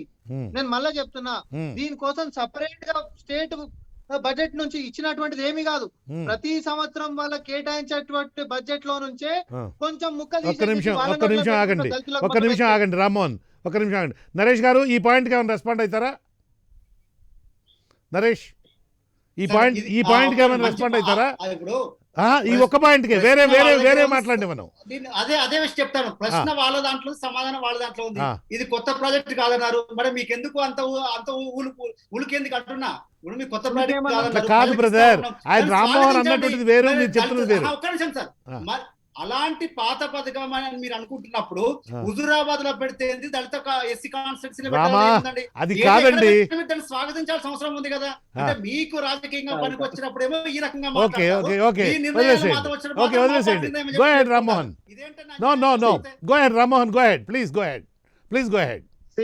Telangana schedule caste cooperative development corporation నుంచి ఈ యొక్క నిధులు పోయినాయి. ఈ నిధులు దేనికి ఉన్నాయి? SC ST. ఒక్క నిమిషం, ఇంకా క్లారిటీ కోసం ఒక్క నిమిషం. ఇప్పుడు వాసాలమర్రిలో విడుదల చేసినటువంటి 7,60,00,000 రూపాయలు కానీ రేపొద్దున హుజూరాబాద్లో మొత్తం దళితులందరికీ కూడా చెల్లించబోతున్నటువంటి మొత్తం కానీ రాష్ట్ర ప్రభుత్వ ఫండ్ నుంచి ఇస్తున్నటువంటివి కావంటారు. అవి SC ST special development fund కింద ఉన్నటువంటి నిధుల నుంచి మాత్రమే ఆ డబ్బులు ఇస్తున్నారు అని కేటాయించినటువంటి సొమ్ము. ప్రతి సంవత్సరం బడ్జెట్ లో కేటాయిస్తున్నటువంటి సొమ్ము. అయితే ప్రతిసారి రూపాయి కేటాయిస్తే కృష్ణమోహన్ గారు, ప్రతి సంవత్సరం కేటాయిస్తే ఆటన కంటే ఎక్కువ ఖర్చు ఎప్పుడు పెట్టలే. ఆ ఆటన ఖర్చును కూడా ఎట్లా చూపించేటోళ్ళు తెలుసా? నార్మల్ గా రైతు బంద్ అయినా, లేకపోతే రైతు బీమా అయినా, లేకపోతే రోడ్ ట్రాన్స్పోర్టేషన్ అయినా, డెవలప్మెంట్ అయినా, గ్రామ పంచాయత్ అన్ని రకాలకి సంబంధించినటువంటి డెవలప్మెంట్ దీంట్లోనే కలిపేటోళ్ళు. వాస్తవానికి వాళ్ళకి ఎప్పుడైనా స్పెషల్ డెవలప్మెంట్ అని అన్నారే తప్ప నిజంగా స్పెషల్ ఎక్కడ లేదు. అయితే ఈసారి దాని ఒక క్రీమీ లేయర్ లెక్క తయారు చేసి ఈసారి కొంచెం బడ్జెట్ దాంట్లో నుంచే ఇచ్చుకుంటూ ఏదో వాళ్ళకి కొత్తదనాన్ని ప్రదర్శిస్తున్నట్టుగా చేస్తున్నారు. ఇది ఎప్పటి వరకు ఉంటది అంటున్నాం? నరేష్ గారు అర్థం చేసుకోవాల్సింది ఏంటంటే వాళ్ళ సొమ్ములో నుంచి వాళ్ళ పిగ్గీ బ్యాంక్ లో నుంచి వాళ్ళకే ₹1 ఇచ్చుకుంటూ ఈ రోజు మీరు ఫోటోలు దిగి దళిత బంధు అనే ఒక కార్డు వేసుకుంటూ మళ్ళీ రేపొద్దున ఎన్నికలు అయిపోయినాక పోనీ చేసేటటువంటిది ఉందంటే చెయ్యనంటున్నా. ఇది కూడా ఆగిపోతుంది అని అంటున్నాం. మేము కొట్లాడుతుంది ఎందుకు? ఈరోజు దళిత గిరిజన దండోరా ఎందుకు కొట్టినాం మేమాడ అని అంటే ప్రజల్లో చైతన్యం తీసుకురానికనే కొట్టినాం. ఈ రోజు ప్రజల్లో తెలంగాణ వచ్చిన తర్వాత ప్రతి గూడెం మేము తిరిగినాం. ఈ రోజు ఐటీడీఏలు ఉండేయండి, ఐటీడీఏలు ఇంటిగ్రేటెడ్ ట్రైబల్ డెవలప్మెంట్ ఏజెన్సీలు నీరు గారిపోయినాయి సార్. ఈరోజు నీరు గారిపోయినాయి. అక్కడ నుంచి డెవలప్మెంట్ ఫండ్ జరిగేది, ఉద్యోగాలు వచ్చేటివి, ఉపాధి జరిగేటిది, వ్యవసాయం జరిగేది. అరే పోడు భూములకి సంబంధించినటువంటి పట్టాలు తాత ముత్తాతల నుంచి చెట్టుని పుట్టని అడవి బిడ్డ నమ్ముకుంటున్నటువంటి అడబిడ్డలకి ఈరోజు తెలంగాణ వస్తే పోడు భూములు ఇస్తామని చెప్పి మేనిఫెస్టోలో రాసినటువంటి కేసీఆర్ గారు పోడు భూములు ఇవ్వకపోగా కాంగ్రెస్ హయాంలో ఇచ్చినటువంటి పట్టాలని సతాయించుకుంటూ రైతు బంధు పైసలు విడుదల లేనటువంటి ఘటనలు చాలా ఉన్నాయి. ఇట్లా గ్రౌండ్ రియాలిటీ. ఈ రోజు అనగారినటువంటి వర్గాల కిందికి వాళ్ళని వేస్తూ పెత్తందారి వ్యవస్థ లెక్క నరేష్ గారు ఈ రోజు మనం డిఫెండ్ చేసుకుంటా పోతే అన్యాయం అవుతున్నటువంటి దాంట్లో మనం కూడా ఉంటాం. ఎంత మన పార్టీ అయినా కూడా అన్యాయం వెనకేసుకొచ్చేటువంటి ప్రయత్నం దయచేసి చేయకుండ్రి. Let us go with the facts. మనం ఈ రోజు ఏ బడ్జెట్ లకించి కేటాయించిండు? ఏం స్పెషల్ గా జియోదేశీ మానిటర్ దేంట్లకించి ఇచ్చిండు? అంటే రాష్ట్ర ప్రభుత్వం బడ్జెట్ లో దీన్ని చూపించారు అని చెప్తున్నారు. లేదు సార్, లేదు. నేను అదే అంటున్నా. ఎస్సీ కార్పొరేషన్ నుంచే ఇచ్చిండు, అందులో నుంచే అయినాయి. ఆల్రెడీ రాష్ట్ర ప్రభుత్వం ఏదైతే ప్రతి సంవత్సరం బడ్జెట్ లో కేటాయిస్తుందో దాంట్లో నుంచే అయినాయి సార్. మేమేమంటున్నాం, బీజేపీ అయినా ఈ రోజు వీళ్ళైనా ఈ రోజు అభ్యర్థుల గురించి మా అభ్యర్థి గొప్ప అంటే మా అభ్యర్థి గొప్ప అంటారు. కానీ నేను ఒకటే క్లారిటీ మళ్ళీ ఇస్తా ఉన్నా. ఈ ఇద్దరు అభ్యర్థులు పాలనా రంగంలో పనిచేసినటువంటి వాళ్ళే. ఎప్పుడు నోరెత్తి అన్యాయాన్ని ప్రశ్నించినటువంటి వాళ్ళు కాదు. హుజూరాబాద్ కి ఈ రోజు అన్యాయం జరుగుతున్నటువంటి ఈ అన్యాయం అని చెప్పి మాట్లాడేటటువంటి నోర్లు ఇన్ని రోజులు అధికారానికి వత్తాసు పలికినటువంటి రాగాలని చెప్పి నేను ఒకసారి గుర్తు చేస్తా ఉన్నా. అది ఏమన్నా కానివ్వండి, దళిత గిరిజనుల యొక్క కార్డు ఓటు బ్యాంకుల కోసం వాడుకోవడమే తప్ప ఈ రోజు ఏ రకంగా కూడా వాళ్ళకి లబ్ధి చేకూర్చేటటువంటి విషయాలు లేవు. నేటికి 2021 సంవత్సరం వచ్చింది, కానీ దళిత గిరిజనుల బిడ్డలు లాకప్ డెత్లు అవుతున్నటువంటి ఘటనలు తెలంగాణ రాష్ట్రంలో నెలకొన్నాయి. లాకప్ డెత్లు అవుతున్నాయి. నిన్న కాకముందు అయినటువంటి మధ్యమ ఘటన తీసుకోండి. ఎక్కడ పోతున్నాం సార్ మనం? ఈ రోజు అంబేద్కర్ విగ్రహాన్ని చెత్త కుండీలో వేసుకుంటా పైన చెత్త కవర్ చేసి పడేస్తున్నటువంటి పరిస్థితి ఉంది. ఏ ఒక విలువ లేదా మనకి? ఈ నోర్లన్నీ ఎక్కడ పోతున్నాయి? ఈ రోజు అన్యాయం మొత్తుకుంటున్నటువంటివి, దళిత ప్రేమలు చూపిస్తున్నటువంటి మొత్తం. సో వాసాల మరికి ఇస్తుండ్రా, తర్వాత హుజూరాబాద్ కి ఇస్తారా, తర్వాత ఇంకొకరికి ఇస్తారా? ఫ్యాక్ట్స్ తోటి రండి సార్. 7 సంవత్సరాల కాంగ్రెస్ పార్టీ ఇన్ని డిమాండ్ చేసింది, ఇన్ని కాంట్రవర్షియల్స్ కాదు, ఫ్యాక్ట్స్ తోటి మేము ముందుకు వచ్చినాం. ఒక్కసారి కూడా ఒక పేపర్ చూపించి మాట్లాడే పరిస్థితి ఎందుకు లేదు టిఆర్ఎస్ పార్టీకి?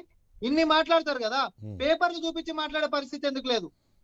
అది నిరుద్యోగమైనా తీసుకోండి, లేకపోతే పేదరికమైనా తీసుకోండి, వ్యవసాయం అయినా తీసుకోండి, లేకపోతే ఎవరినైనా తీసుకోండి. వీటి కులాలు లేవు సార్, దయచేసి మళ్ళీ చెప్తున్నాం. ప్రాంతాలు అంతకంటే లేవు. పేదరికంలో మగ్గుతున్నటువంటి వాడికి ఈ రోజు పెట్రోల్ పప్పుల గురించి కష్టాలు కనిపిస్తా ఉన్నాయి. దాని గురించి ప్రతిస్పందించడానికే మీ ప్రభుత్వం ఎందుకు ముందుకు వస్తలేదు? కేంద్రాన్ని మీరెందుకు అడుగుతలేరు? బీజేపీ వాళ్ళని అంటున్నావు, వాళ్ళ పార్టీ కాబట్టి వాళ్ళు డిఫెండ్ చేస్తారు. నువ్వేం చేస్తున్నావు? నీ పార్టీ మన మీరు ప్రాంతీయ పార్టీ అని చెప్పుకునే నువ్వు, తెలంగాణ వార్తలు వినిపిస్తున్నావు అని చెప్పేటటువంటి నువ్వు, మరి నువ్వెందుకు వాళ్ళు చేస్తున్న ప్రతి పనికి వత్తాసు పలుకుతున్నావు? మీరు కూడా ప్రశ్నించాలి కదా. సో 2 బూతుల ధోరణి అనేది నడవదు. ఇట్లాంటి సిస్టమ్ మనం ఎప్పుడు కూడా ఎంకరేజ్ చేయొద్దు. Okay, thank you very much Rammohan garu. Thank you very much. Venugopal Reddy garu వస్తాను. నరేష్ వేణుగోపాల్ రెడ్డి గారు ఫినిష్ చేయగానే మీరు నరేష్ వేణుగోపాల్ మీరు క్విక్గా ఒక నిమిషంలో పూర్తి చేయగలుగుతారా? ఆడియో ఇవ్వండి, ఆడియో ఇవ్వండి. Please go ahead. Congress party గొప్పతనాలు చాలా గొప్పగా చెప్పారు. చాలా గొప్ప వక్త కూడా అతను రామ్మోహన్ గారు, కాబట్టి గొప్పగా చెప్పారు. మీరు 70 సంవత్సరాల్లో మీరు చేసినటువంటి మా విద్యార్థులకు, దళితులకు, గిరిజనులకు, మా విద్యార్థులకు మీరు ఏం చేశారండి? 100 గురుకుల పాఠశాలలు పెడితే ఈరోజు మేము 1000 గురుకుల పాఠశాలలు వేసుకున్నాను. మీ కాళేశ్వరం, మీ ప్రాజెక్టులు మీరు గతంలో ఏం సాధించారన్నారండి? గతంలో కరెంటు ఏ రకంగా ఉంటుండే? అర్ధరాత్రులు పోయి రైతులు పాము కాట్లకు, తేలికాట్లకు చనిపోయిన సందర్భాలు చూస్తాం మనం. పోయి వాటి యొక్క విత్తనాలకు లేకపోతే వాటి కోసం వెళ్ళి రోజుల తరబడి లైన్లో పడే సందర్భాలు మనం చూసాము.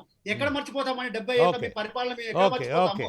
తెలంగాణ రాష్ట్రం వచ్చిన తర్వాత ఈ రోజు ఎక్కడ కరెంటు కోతలు లేవు. ఎక్కడ ఏ ప్రాంతానికి కాదు ఇక్కడ థర్డ్ హైయెస్ట్ ఉన్నాం దేశవ్యాప్తంగా, 3వ స్థానంలో ఉన్నాం రైతు ఆత్మహత్యల వల్ల. ప్రాజెక్టుల గురించి మీరు మాట్లాడతారా? నువ్వు కట్టిన ప్రాజెక్టు ఎత్తిపోతారు, కిందికి వచ్చేటటువంటి project. You ran out of your time. Rammohan గారు మళ్ళీ కంక్లూడింగ్ అవకాశం ఇస్తాను. నరేష్ గారు మీ టైం అయిపోయింది. ప్లీజ్ ఒక్క నిమిషం కృష్ణమోహన్ గారు, వారు ఆవేశంగా చెప్పినప్పుడు సమాధానం వినాల్సిన అవసరం మీకు మళ్ళీ ఇస్తాను అవకాశం. నాకు I have another guest. Pension వాళ్ళు చేసింది 200 మాత్రమే, కానీ 7 ఏళ్లలో మేము చేసింది 2000 రూపాయలు. మేము వికలాంగులకు 3000 పెన్షన్ చేసుకున్నాము, మేము 1000 రెసిడెన్షియల్ పాఠశాలలు చేసుకున్నాము. మీ ఓకే మీకు పథకాలన్నీ చెప్పడానికి టైం ఉండదండి, మీ సంక్షేమ పథకాలన్నీ చెప్పడానికి టైం ఉండదు. ఓకే థ్యాంక్ యూ నరేష్, నేను మళ్ళీ వస్తాను మీ దగ్గరికి. నరేష్ నేను మళ్ళీ వస్తాను మీ దగ్గరికి.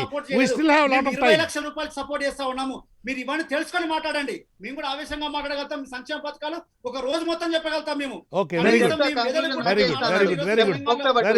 Naresh very good.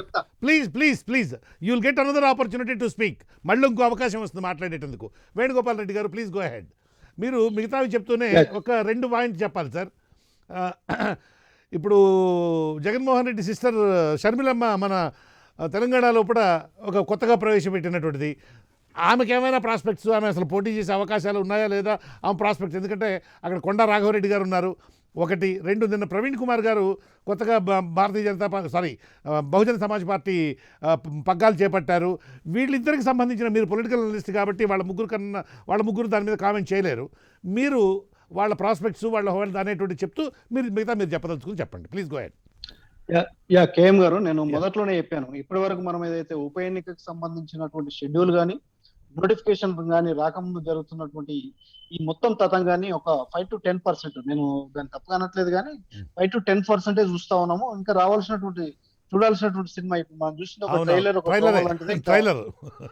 90% అనేది మనం ముందే చెప్పుకున్నాం. అయితే ఇక్కడ అభ్యర్థులకు సంబంధించినటువంటిది ఇప్పుడు పిసిసి అధ్యక్షులుగా రేవంత్ రెడ్డి గారు పదవి చేపట్టిన తర్వాత ఇంద్రవెల్లి సభ సక్సెస్ తోటి దూకుడు మీద ఉన్నటువంటి కొంతమేరకు గతంలో కంటే దూకుడు మీద ఉన్నటువంటి ఉత్సాహంగా ఉన్నటువంటి కాంగ్రెస్ పార్టీ అభ్యర్థి ఎవరు అనేది ఒకవైపు అయితే, బహుజన సమాజ్ పార్టీ బహుజనులు ఎక్కువగా ఉన్నటువంటిదిగా చెప్పుకుంటున్నటువంటిది, అక్కడ ఉన్నటువంటి ఓట్లను క్యాస్ట్ వైజ్ తీసుకున్నప్పుడు దళితుల సంఖ్య కూడా, ఓటర్లు కూడా చాలా ఎక్కువ ఉన్నటువంటి సందర్భాన్ని చూసుకుంటా ఉంటే, వాళ్ళు అభ్యర్థిని పెట్టబోతా ఉన్నారా ప్రవీణ్ కుమార్ గారు, లేదంటే ఎవరికైనా మద్దతు ఇవ్వబోతా ఉన్నారా అనేది కూడా చాలా ప్రధానంగా కీలకంగా మారబోతుంది. చాలా కీలకం.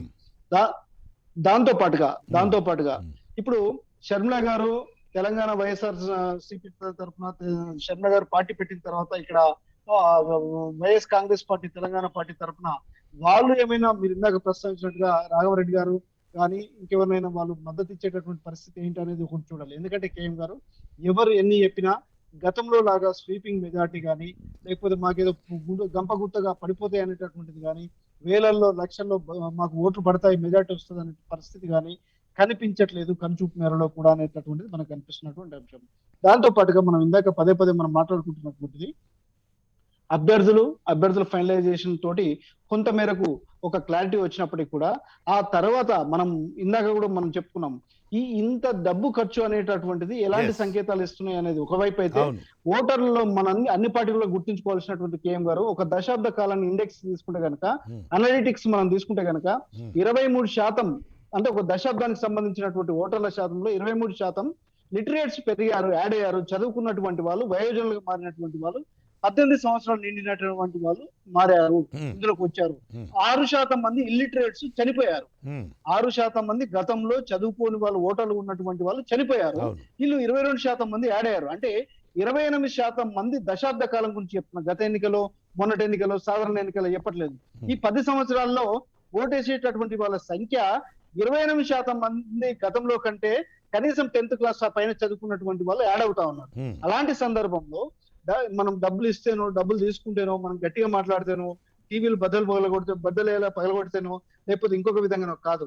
మన విధానాలు, మనం చేసేటటువంటి హామీలు, గతంలో ఇచ్చినటువంటివి, గతంలో ఇచ్చిన నిలబెట్టుకున్నటువంటివి, ఇప్పుడు చెప్తున్నటువంటి దానిలో మనకు ఒక వ్యక్తికి ఉన్నటువంటి శాంటిటీ ఏంటి అనేటటువంటిది కూడా ఓటర్లు 10 రకాల 15 రకాల ఛానల్స్, పేపర్లు చూసి చదివి ఎవరేం చెప్తున్నారో విని మనం కొన్ని అడిక్ట్ అవుతూ ఉంటాం, కొన్ని ఛానల్స్ కు, కొన్ని పేపర్స్ కు. అంటే మనకు నచ్చినట్టు రాస్తేనే మనం చూస్తూ ఉంటాం, మనకు నచ్చినట్టు చెప్తేనే చూస్తూ ఉంటాం, చదువుతాం.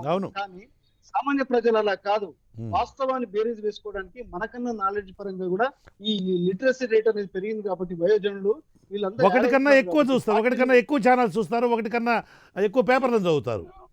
చదువుతారు. కాబట్టి వాళ్ళకు ఎందుకు ఇలాంటివి జరుగుతా ఉన్నాయి, గతంలో లేనిది ఇవాళ ఎందుకు వస్తా ఉంది అనేటటువంటిది బేరీజ్ వేసుకుంటారు. గతంలో చెప్పి మరి అధికారంలో ఉన్నప్పుడు వీళ్ళు ఎందుకు చేయలేకపోయారు, మరి చేసేటటువంటి వాళ్ళని ఎందుకు అడ్డుకుంటున్నారు అనేటటువంటి కూడా ప్రశ్న రావడానికి ఆస్కారం ఉంటుంది. మనం ఏమంటున్నాం అంటే విధానాలు స్పష్టంగా ఉండాలి. ఇప్పుడు ఒక్కటి మాత్రం కేఎం గారు, మీకు తెలియని విషయం కాదు, పెద్దలు ఇక్కడ ఉన్నటువంటి వాళ్ళకి తెలియదు కాదు, ఈ ఒక్క సీటు తోటి ప్రభుత్వాలు కూడిపోవు, ఈ ఒక్క సీటు గెలిస్తే కొత్తగా ప్రభుత్వం ఏర్పాటు జరగదు. కానీ రాజకీయ సమీకరణాలు కొంత మేరకు మారడానికి ఆస్కారం ఉంటది.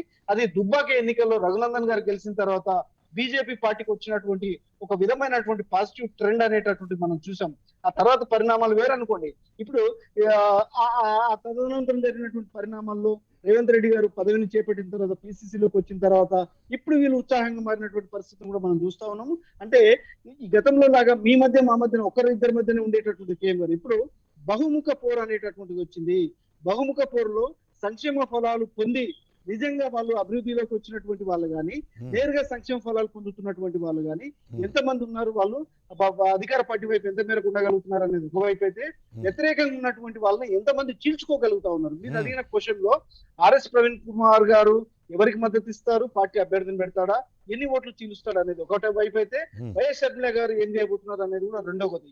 వాళ్ళిద్దరికి వచ్చేటటువంటి ఓట్ల కంటే ఎక్కువగా మెజారిటీ వస్తుంది ఏ పార్టీకైనా అనుకోవడానికి ఆస్కారం లేదనేది మనకు కనిపిస్తున్నట్టు. అంటే బహుముఖ పోరులో ఈ రోజు ఉన్నటువంటి పరిస్థితుల్లో 30% 32% ఓటర్స్ పోలైనటువంటి వారిలో చెప్తున్నానండి నేను, మొత్తం ఓటర్ లిస్ట్ లో చెప్పట్లేదు. పోలైనటువంటి దాంట్లో 30 నుంచి 32% కనుక వాళ్ళు గెయిన్ చేసుకోగలిగితే, గతంలో లాగా 51% కాదు, 30 నుంచి 33% కనుక వాళ్ళు తెచ్చుకోగలిగితే ఈజీగా బయటపడడానికి ఆస్కారం ఉన్నటువంటి ఎన్నిక. కాబట్టి ఇది అన్ని పార్టీలకు కూడా కత్తి మీద సాము లాంటిదే. నేను ఇందాక చెప్పినట్టుగా ఈ ఒక్క సీటు తోటి పెద్దగా మార్పులు రాకపోవచ్చు, ప్రభుత్వాల్లో కూలిపోకపోవచ్చు, లేకపోతే కొత్తగా అధికారంలోకి రాకపోవచ్చు, కానీ తటస్థంగా ఉన్నటువంటి వాళ్ళు లేదా వివిధ పార్టీల్లో ఇబ్బందులు పడుతున్నటువంటి వాళ్ళు తమ యొక్క ప్లాట్ఫామ్ ఎక్కడ సిద్ధం చేసుకోవాలనుకోవడానికి ఇది ఖచ్చితంగా ఒక దిక్సూచిలా మారడానికి ఆస్కారం ఉంటుంది. వాళ్ళు అటువైపు మొగ్గు చూపడానికి ఆస్కారం ఉంటుంది. ఇది 2023-24 ఎన్నికల పైన ఖచ్చితంగా ప్రభావం చూపేటటువంటి అవకాశం ఉంటుంది. వీటన్నిటిని దృష్టిలో పెట్టుకొని ఇన్ని పార్టీలు ఈ రోజు పోటీలో బరిలో నిలిచేటటువంటి వాళ్ళు కూడా అంతే ప్రతిష్టాత్మకంగా తీసుకోవడానికి ఈ సీట్ పైన ఎందుకు దృష్టి పెడతా ఉన్నారంటే, ఇగో ఇన్ని కారణాలు ఉన్నాయి. ఇది రానున్నటువంటి భవిష్యత్ రాజకీయాలను ప్రభావితం చేసేటటువంటి సీటు కాబట్టి, ఇది ఒకవేళ కేంద్ర ప్రభుత్వం ముందుగా అనుకున్నట్టుగా ఏమన్నా జమిలీ ఎన్నికలకు వెళ్తే, ముందస్తు ఎన్నికలకు వెళ్తే ఇది ఖచ్చితంగా ఒక దిక్సూచిగా మారడానికి ఆస్కారం ఉంటుంది. కాబట్టి ప్రతి పార్టీ కూడా చాలా ప్రతిష్టాత్మకంగా తీసుకుంటుంది. ఈ రెండు కొత్త పార్టీలకు ఇది ఒక వేదికగా మార్చుకోవడానికి ఆస్కారం కూడా ఉంటుంది. Okay, thank you very much Venugopal Reddy garu, thank you very much. Naresh garu, we have చాలా తక్కువ సమయం ఉంది మనకు. మీ కన్క్లూడింగ్ రిమార్క్స్ చెప్పండి. ఒక్క నిమిషం కన్నా కూడా దయచేసి ఎక్కువ టైం తీసుకోవద్దు, బ్రీఫ్గా చెప్పండి. మిగతా సభ్యులకు కూడా నేను అదే విధమైన అవకాశం ఇవ్వదలుచుకున్నాను. సో దయచేసి నరేష్ గారు, మీతో నేను చెప్తున్నాను సార్, నేను దయచేసి ఒక్క మినిట్లో మీరు చెప్పదలుచుకుంది బ్రీఫ్గా చెప్పేయండి, కన్క్లూడ్ చేద్దాం ప్లీజ్. ఇక్కడ ఇప్పుడు తెలంగాణ రాష్ట్రంలో ఏ ఒక్క సంక్షేమ పథకం కూడా ఒక నియోజకవర్గానికో ఒక ప్రాంతానికో సంబంధించినవి కావు. అన్ని రాష్ట్ర వ్యాప్తంగా అన్ని మేము ఎక్కడైతే ఏ ఆదిలాబాద్ 24 గంటలు కరెంట్ ఇస్తున్నాము, అదే మహబూబ్నగర్ 24 గంటలు కరెంట్ ఇస్తున్నాము, ఖమ్మంలో 24 గంటలు కరెంట్, నల్గొండలో 24 గంటలు కరెంట్ ఇస్తున్నాము. ఆ రైతు బంధు అక్కడ ఇక్కడ ఉన్న వాళ్ళకి వచ్చేస్తుంది, ఇక్కడ ప్రతి ఒక్క ఏరియాలో వచ్చేస్తుంది. రైతు బీమా ఏ ఒక్క గుంట జాగున్న వాళ్ళకు రైతు బీమా వస్తా ఉంది. ఇక్కడ దీంట్లో ఎటువంటి ప్రాంతాల భేదాలు కానీ అట్లాంటివి కానీ లేవు. కాబట్టి ఇది వచ్చిన దాన్ని దయచేసి 2,000 కోట్లు 3,000 కోట్లు ఎలక్షన్ల కోసమో గిన్నీస్ రికార్డులో ఇలాంటి ప్రచారం చేయొద్దని ప్రతిపక్షాలను కోరుకుంటా ఉన్నాను. సరే, అభివృద్ధి ఎక్కడి నుంచో ఒక దగ్గర నుంచి అడుగు పడుతుంది కాబట్టి ఆ దళిత బంధు దళితులకు న్యాయం చేయాలనుకుంటే, దళితుల మీద నిజంగా మీకు ప్రేమ ఉన్నట్లయితే ఎక్కడో ఒక్కడ పూర్తి స్థాయిలో రావడానికి మీరు అవకాశం ఇవ్వండి ప్రభుత్వానికి. కానీ ప్రభుత్వాల మీద నింద వేయడానికో లేకపోతే ఈ ఎలక్షన్లకి దీని మీద ముడిపెట్టి చూపించడానికి ప్రయత్నం చేయొద్దు అనేది నా ప్రతిపక్షం నా యొక్క విన్నపం అండి. ఆ తర్వాత ఈరోజు గెల్లు శ్రీనివాస్ గారి నియామకాన్ని నర్సయ్య గౌడ్ గారు ఏదో రకంగా దాన్ని చేసే ప్రయత్నం చేస్తా ఉన్నారు. ఒక విద్యార్థి నాయకుడికి అంటే అతనితో కంపేర్ చేయాలంటే అతను 200 ఎకరాలు 300 ఎకరాలు ఉన్నటువంటి వారిని తీసుకొచ్చి పెట్టాలనుకుంటున్నారా, లేకపోతే ఆయన 20 సంవత్సరాలు అధికారంలో ఉంటే 25 సంవత్సరాలు అధికారంలో పెట్టాలనుకుంటున్నారా? మీరు అతనితో కంపేర్ చేయడం అంటే ఎట్లా? అంటే భారతదేశంలో ఆ స్వేచ్ఛ లేదా? ఒక సామాన్యునికి ఎమ్మెల్యేగా పోటీ చేసే స్వేచ్ఛ లేదనుకుంటున్నారు నర్సయ్య గారు? మీరు అది చెప్పాల్సిన అవసరం ఉంది. బీజేపీ పార్టీకి అతనికి కంపేర్ చేస్తామనేది ఆ మాట ఏదైతే ఉందో దాన్ని దయచేసి అది విరమించుకోవాల్సిన అవసరం ఉంది. సామాన్య వ్యక్తికి ఇచ్చినప్పుడు దాన్ని మనం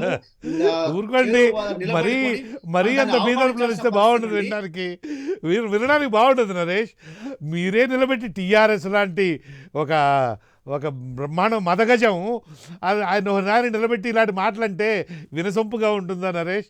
మరీ అన్యాయంగా మాట్లాడితే నర్సయ్య గారు అంటున్నారు ఆయనకెక్కడ ఈయనకెక్కడ పోటీ అని అంటున్నారు కదా, అలాంటి పోటీ మీకు ఎక్కడ తక్కువ అనిపిస్తున్నారు గెలి శ్రీనివాస్ గారు? పోటీ చేయదని ఎక్కడ ఉందా? లేదా ఆస్తులు తక్కువ ఉన్నంత మాత్రం ఎక్కడ పోటీ చేయదుందా? 200 ఎకరాలు తక్కువ ఉంటే ఎక్కడ అనుకుంటున్నారా మాట? Okay, thank you very much Narsaiah గారు.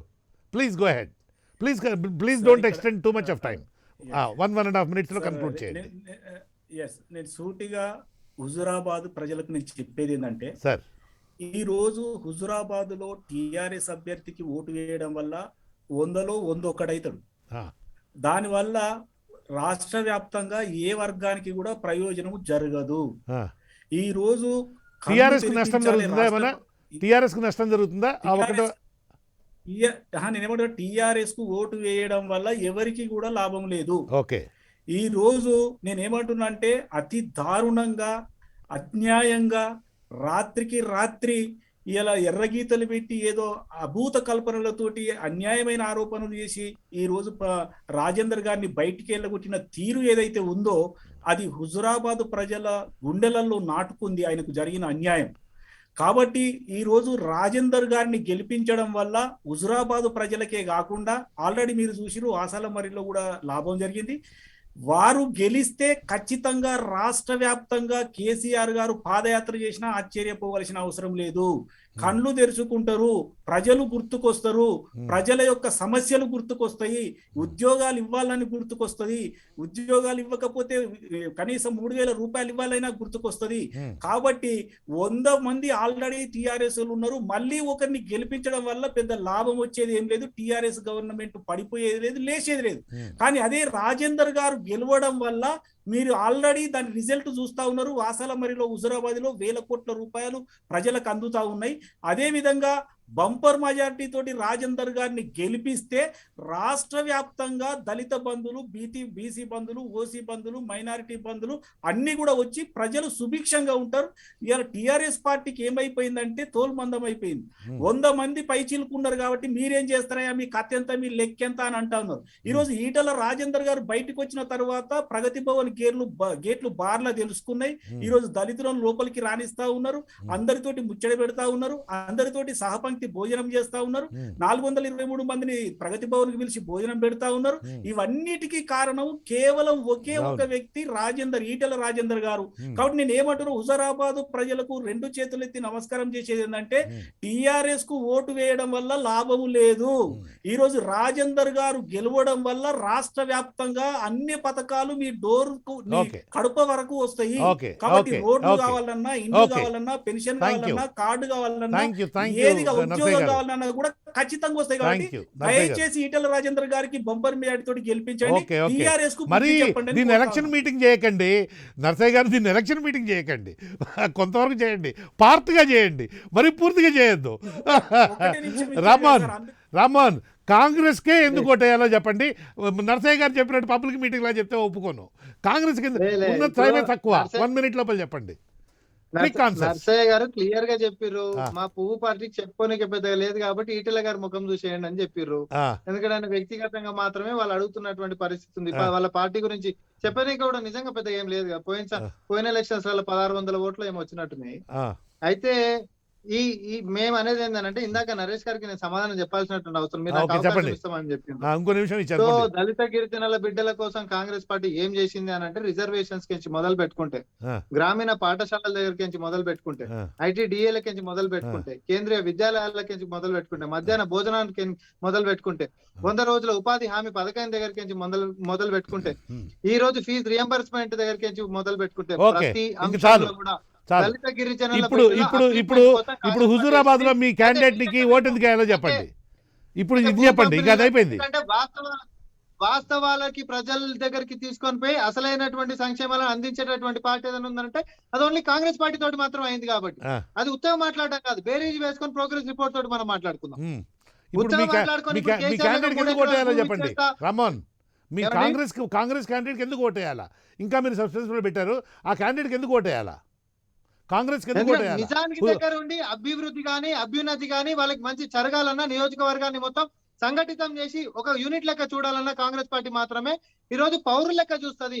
కులమతాలతోటి విభజించి విద్వేషాలను రగిల్చి ఓకే రాజకీయ లబ్ధి కోసం ఈ రోజు మేము రాజకీయాలు చేయము. ఓకే శాంతి భద్రతలకు ప్రధాన పీట చేస్తూ అభివృద్ధిని ఆకాంక్షిస్తూ ముందుకు తీసుకొని పోయేటటువంటి పార్టీ మేము ఓకే. ఒక్కరమే ఉన్నాం కాబట్టి. Okay, thank you very much Rammohan, Narasaiah garu, Naresh గారు and Venugopal Reddy garu. Thank you very much ఈ చర్చా కార్యక్రమంలో పాల్గొన్నందుకు. ఇది ఈరోజు స్ట్రైట్ టాక్ చర్చా కార్యక్రమం. చూస్తూనే ఉండండి ప్రైమ్ 9.